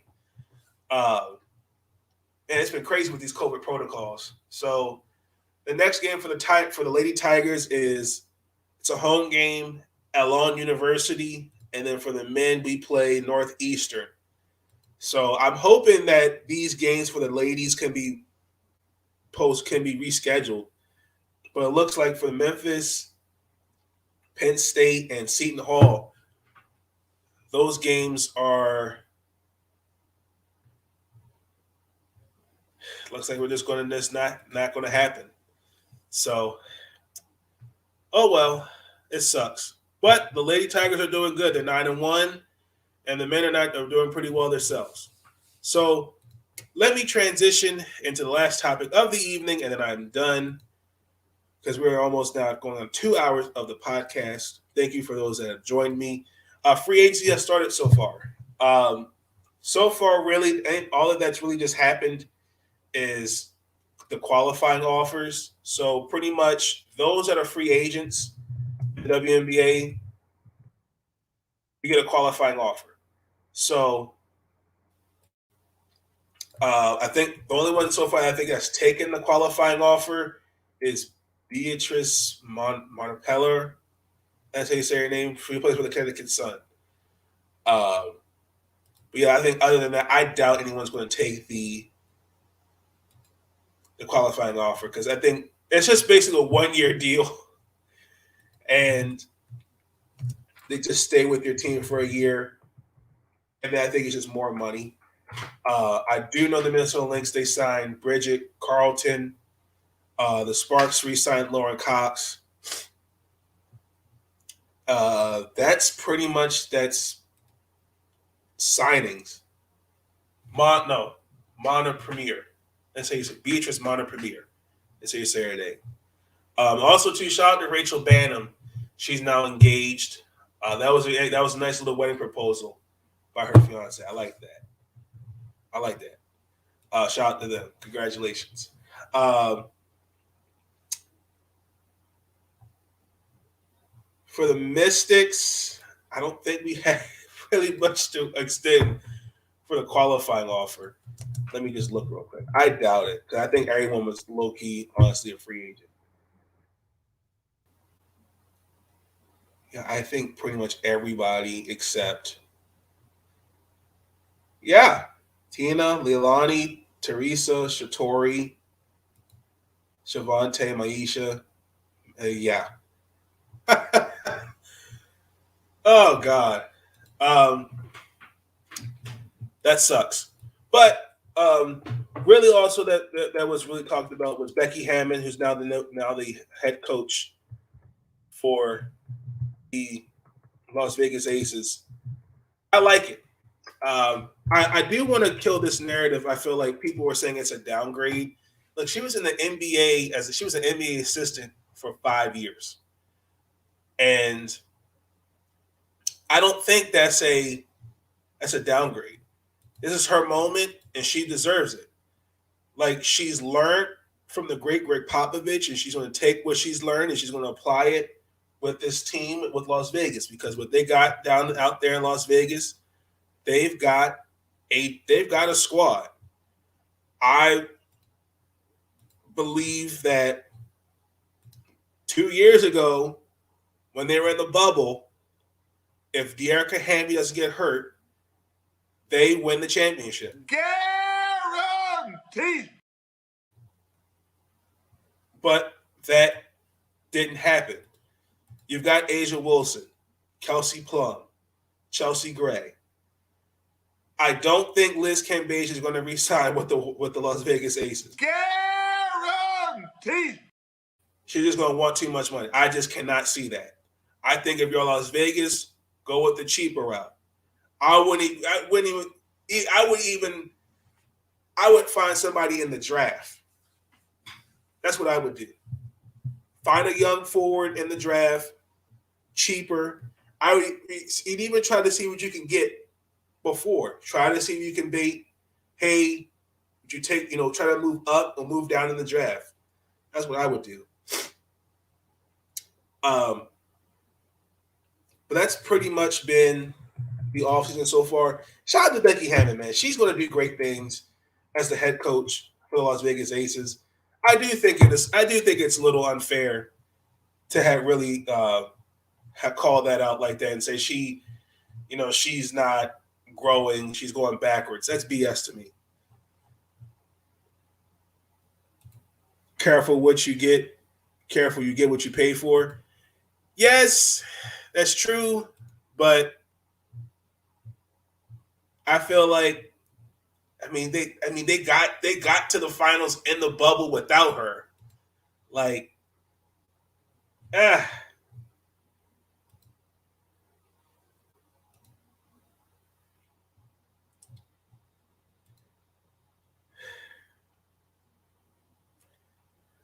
can't wait. I can't wait. But with that being said, that's going to conclude the play. Bubble was a different animal. Yes, it was a different animal. But Asia Wilson was the MVP, and she led that team in the finals. I can't take that away from them. I can't. And even this year, they were one bucket away from going to the finals again. But me personally, I think Becky Hammon is going to give them do some big things with them. I think it's going to be a rejuvenation. I think Bill Laimbeer, honestly, this is me. As much as I respect the great Bill Laimbeer, I think he held them from their true potential. Sometimes you got to take a step back and let them grow. I think this team has true potential. I just don't think it was really fully materialized by Mr. Bill Laimbeer, if that makes sense. But with that being said, that's going to conclude the episode. I'm going to end the podcast.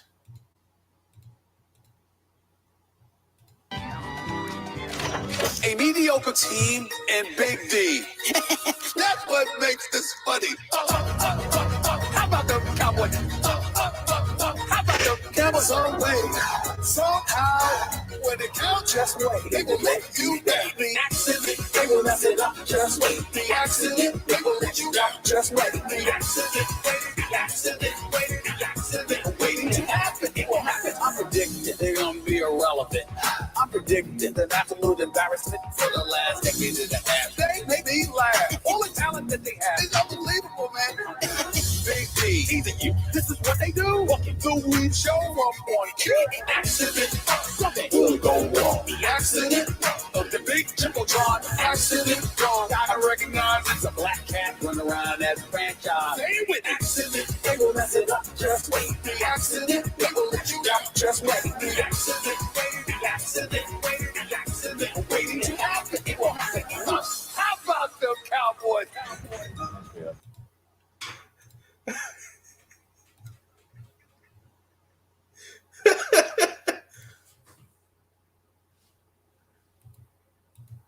Oh wow, we fighting.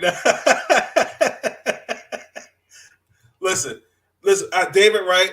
I respect him as a Cowboy fan. There's just certain other Cowboy fans, David. Listen, it's all fun and love. It is. I look. The Dallas Cowboys are a great team. I've always actually had a fond respect for the Cowboys. Me personally, I was a little too young to remember Troy Aikman. I called him at the end of his career. I had, watch y'all had Quincy Carter, Brad Johnson, Romo. I think you even had Chad Hutchinson start out there a couple times, and then Dak. Like some of those teams, y'all, I can't sleep with them. You even had Emmitt Smith that played for the Arizona Cardinals. You even had what was his name? The running back, Marion Barber. Marion the Barbarian. Yeah, like Dallas always had a plethora of talent. So, just my beef with some Cowboy fans is like when you guys win, like guys just come out of nowhere. We're going to the Super Bowl. How about them Cowboys? Marion, thank you. Like, how about them Cowboys? And then when the Cowboys lose, it's really hard to find you guys. It's really, really interesting. Like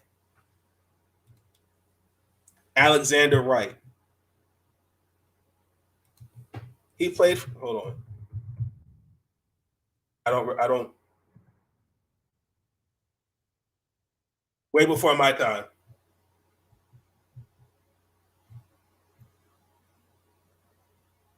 They played with Dallas for 2 years.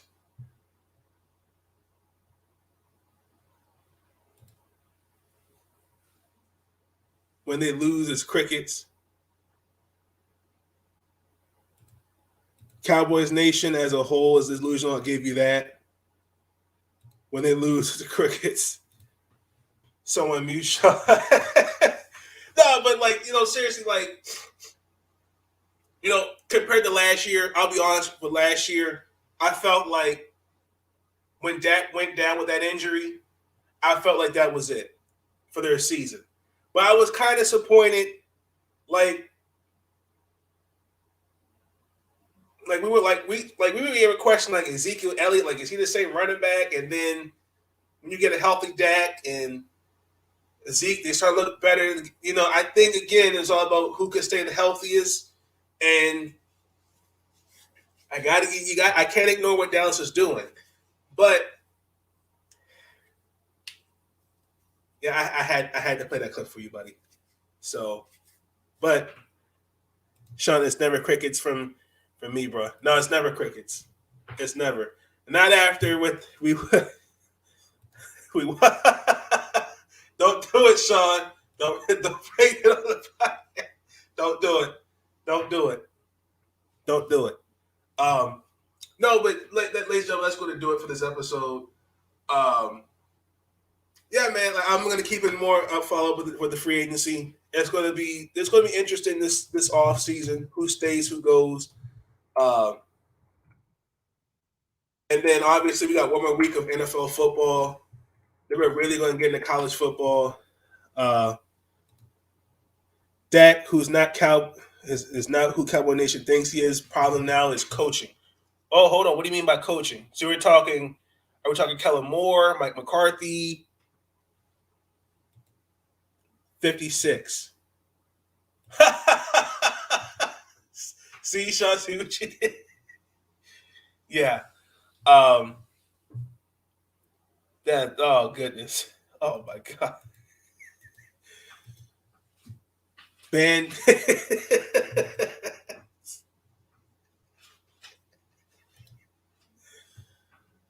We know who and what Dak is. No, I agree. But my question is, do you feel like it's Mike McCarthy or Kellen Moore? So who is it? Both?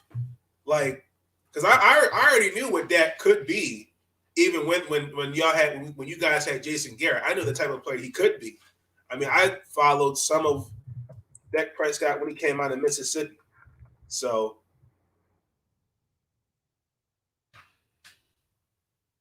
I already kind of knew what he could be. So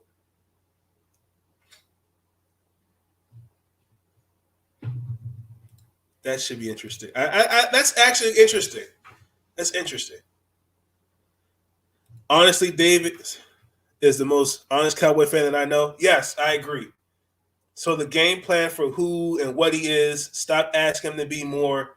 That's both on Mike and Kellen. I agree.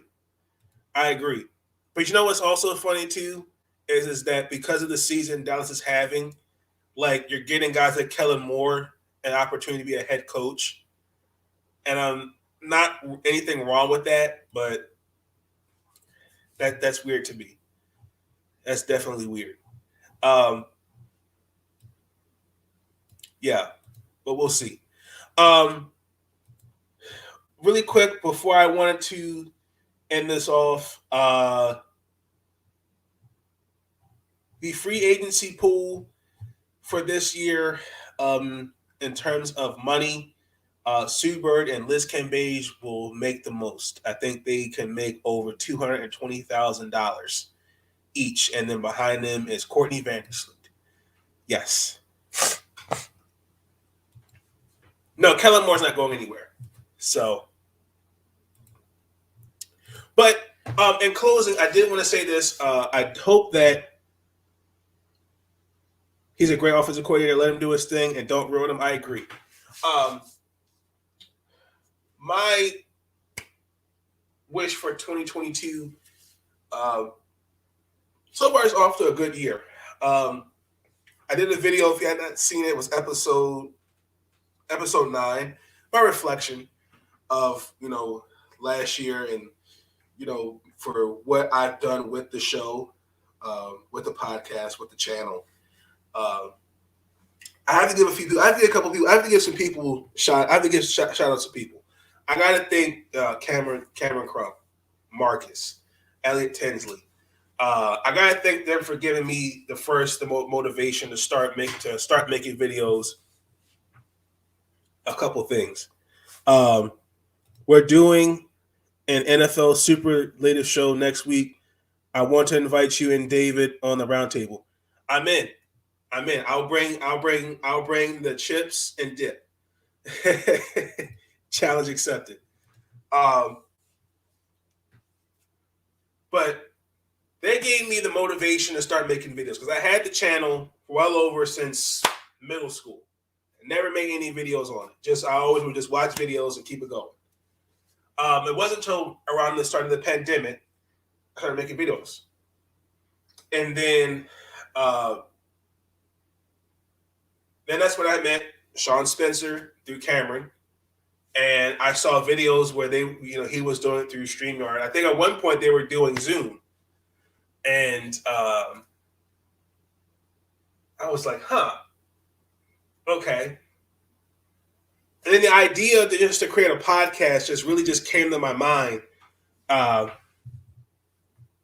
It clicked.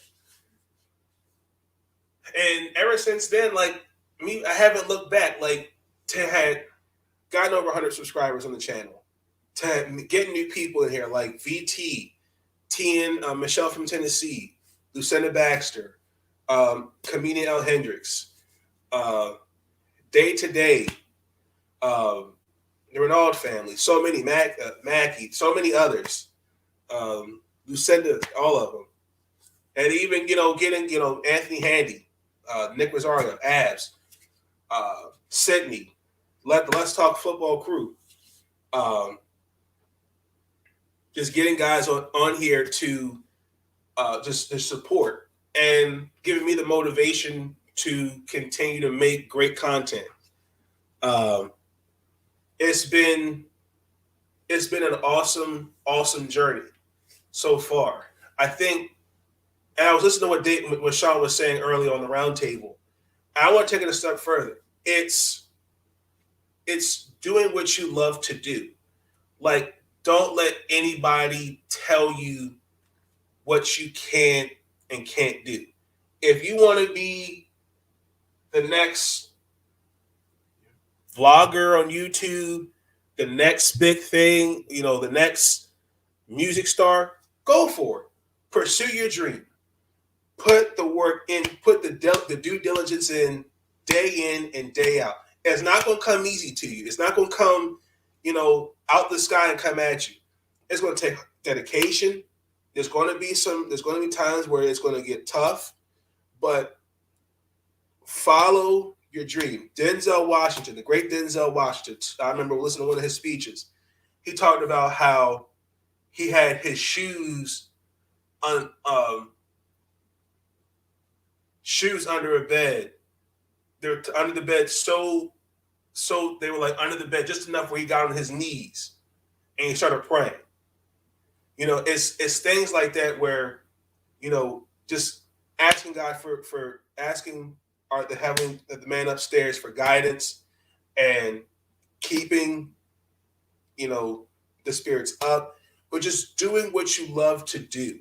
Like when I watch the Let's Talk football shows, with the round table, the fantasy football, I see these guys laughing, having a great time, but being passionate about sports and seeing a group of strangers. Like I didn't know David Wright until Sean introduced me to him. I didn't know Sidney until Sean introduced me to him. Like those two guys, shout out to Sid and David and Sean as well. Like they helped me get to even though I lost to Abs, the championship round. Like they've helped me learn so much about playing fantasy football my first season. And just for the record, this is my first season. I did not scam anybody. I trust my eyes when it comes to my talent. Like if you go back and look at the video, I had my notes and it was obviously ruined after the first round when somebody had taken 3 tight ends. Excuse me. But anywho, I think it's all about what you love to do. Pursue your happiness, what works for you, and not what someone to the right or to the left who tells you what you can do. Do what's best for you. Follow your dream. Be passionate about it. Start with baby steps. For me, when I look at this YouTube channel, this is a YouTube channel that could be that's the start of a portfolio. When I started at a community college, I did an internship for the radio station we had on campus. I did a little radio segment. And I still have the flash drives. I still have that, but that could be part of my portfolio. This YouTube channel, me being on Spotify, Anchor, being it's part of a portfolio. It's building something for something greatness. Strive for greatness. Strive to be great. Push yourself. Like I said, there's going to be challenges down the road, but never quit. Right here, like just never quit. Like Sean. Shout out to Sean Spencer and the ladies. They got a show coming out this Thursday. I can't wait to see that. I can't. Like, Let's Talk Fantasy Football. I can't wait for that next season. I'm hoping I can even start my own league of fantasy football where I can even get them to be part of the league. Even though I'm not doing a money league. That's just me. I'm not doing the money league because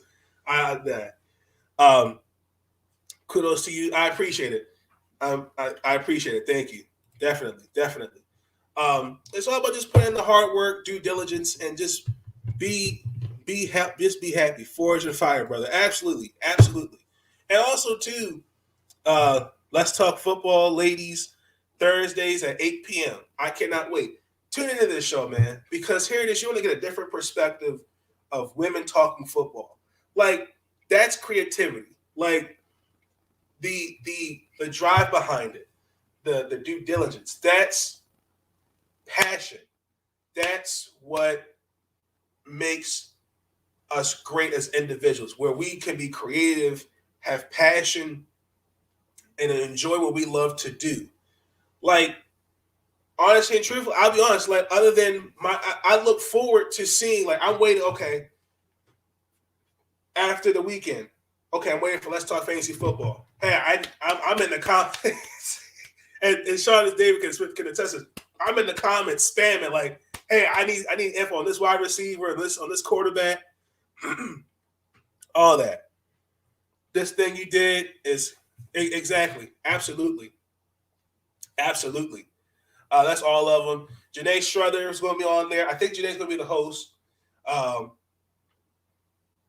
Ash Swinton, Delilah Crespo, and Miss Katie Alverson, if I'm saying her name right.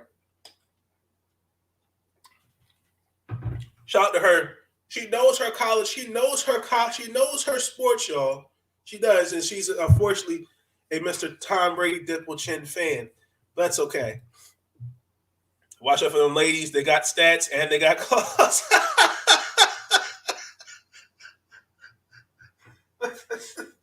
That's true. Particularly Ashley. I've seen Ash in the comments, and she's a savage. She has no remorse. She Mortal Kombat finisher. Our fan questions turn into segments. These questions, we appreciate the love. Look, I'm gonna be honest with you. Like, the first 3 games, ladies and gentlemen, I was 0-3. And after that, like, I was like, okay, something's not right. Because the way my team was, like, I had 3 quarterbacks, 3 defenses. I had a tight end that wasn't getting production. I had a running back that wasn't producing. Like, it was a mess. And I was like, man. And then Sean was like, hey, we got this fantasy football show. Check it out. And I was like, okay. And ever since then, man, I haven't looked back. Now, me personally, some of them, most of it is on me. I have made some mental mistakes when it comes to certain players. Like, I missed judgment on starting certain guys. Like, for example, the first week of the championship against Ab, I had like 9, almost 100 points sitting on the bench. Like, that sucked. That's what hurt. And even with this week playing for 3rd place, like, there's some guys I still have some questions about. Like, Ronald Jones is not going to play more, most likely. So I got Stevenson, the guy, the number 2 running back behind Damian Harris. I'm still kind of shook on. Kind of think of it. I told you about the show. You passed me to get to the playoffs. Oh.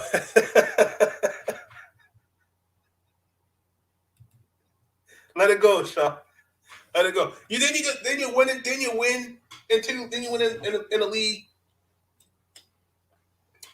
No, but yeah, I made a claim on him. Denver Broncos. I'm done. Like, I had to cut Javonte Williams. I haven't reached out to Sid. I'm gonna reach out to David. I need some more ideas because I'm still kind of not really sold on Michael Pittman, but they're playing the Jags, and I cannot see the Colts losing. Yeah. So, yeah, man. Like, without that being said, man, just be passionate, push yourself. Like, this channel it's small. But I noticed, no, damn you, Najee Harris. Oh. No, it just, man, just be passionate. Just enjoy. Get with Sid because he's playing this week too. I'm retired until next season. Let's talk football, channel. I'm retired until next season. Oh, man. That's fun. I like that. Yeah, because after this, it's like that's it for fantasy football. I mean, I have fantasy basketball and hockey, but in hockey, I'm not doing that well. And in basketball, it's kind of hard to keep up with because COVID's kind of for a hot minute wrecked. I had 2 leagues, 2 teams, and wrecked it really badly. So, yeah, man. With that being said, just be passionate. Keep yourself motivated. Small goals. The small goals are more important. Focus on the small goals, and the bigger goals will forever. And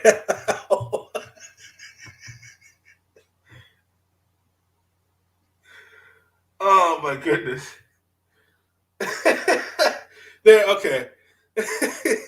I'm not gonna get into detail with the video, but it was funny, Sean. I'm sorry, Sean. But you know what? With that being said, I'm going to end the episode before I get in more trouble with Sean. Shout out to Sean and David for sticking with me. Thank you all to Lucinda that was in here earlier, VT, Michelle from Tennessee, VT, Cameron. Exactly. It's all about taking the first step. Exactly. You got to start. You got to walk out on faith. Being passionate and don't ever quit. Exactly. Cheers to that. Who else? I want to make sure I didn't forget anybody else. Anthony Handy was in here as well. Can't forget about him. So, yeah, man. With that being said, I will see y'all. Today's Wednesday. It's 2. Yeah. I will see y'all on Friday. This will be my last week recapping the NFL.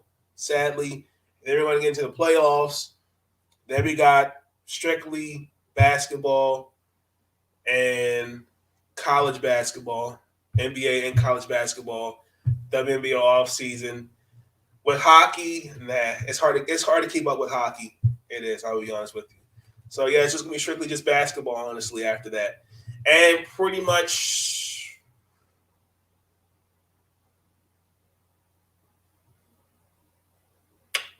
I haven't decided when season 5 will end just yet. I will have to think about that. Playoff preview. Yeah. I'm gonna sit down these next couple of days. I still need to reach out. I'm trying to reach out to Sean. I'm gonna reach out to you as well, David, and see if you're interested in doing a playoff preview. Because I'll be honest, this has been honestly one of, I'd say, the worst. Thank you, Sean. I appreciate it. Great show. For the AFC, the most disappointing season. Oh my God. Like the NFC, like if we had a Pro Bowl, we'll set it up this week. Oh, for sure. An NFC team is winning the Super Bowl.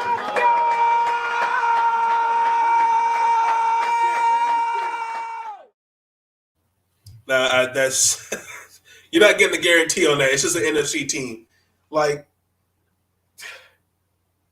the only team I can see that can do something in the NFC is Kansas City and maybe Cincy. Tennessee without Derrick Henry, I don't know what that's going to look like. And then there's everybody else. Nah. Let's just talk about the AFC playoffs. I don't want to talk about the Cowboys at all. Oh my gosh. Yeah, but definitely. We have to set that up. But I'm definitely interested in that because we definitely do have to do that. And I want to do a debrief of the season. The good, the bad, the ugly. That's not obviously, I don't want to have it folks simply, I don't want to talk about COVID. I want to talk about just what did you think of the overall season?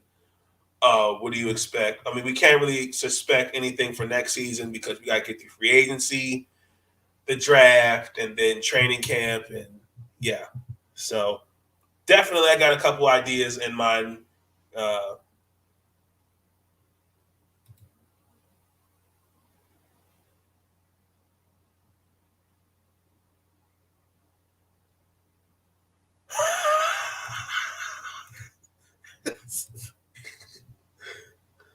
Okay, with that being said, we're done.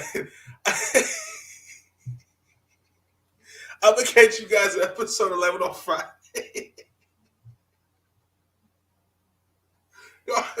Like, man, I'm gonna go to sleep. No.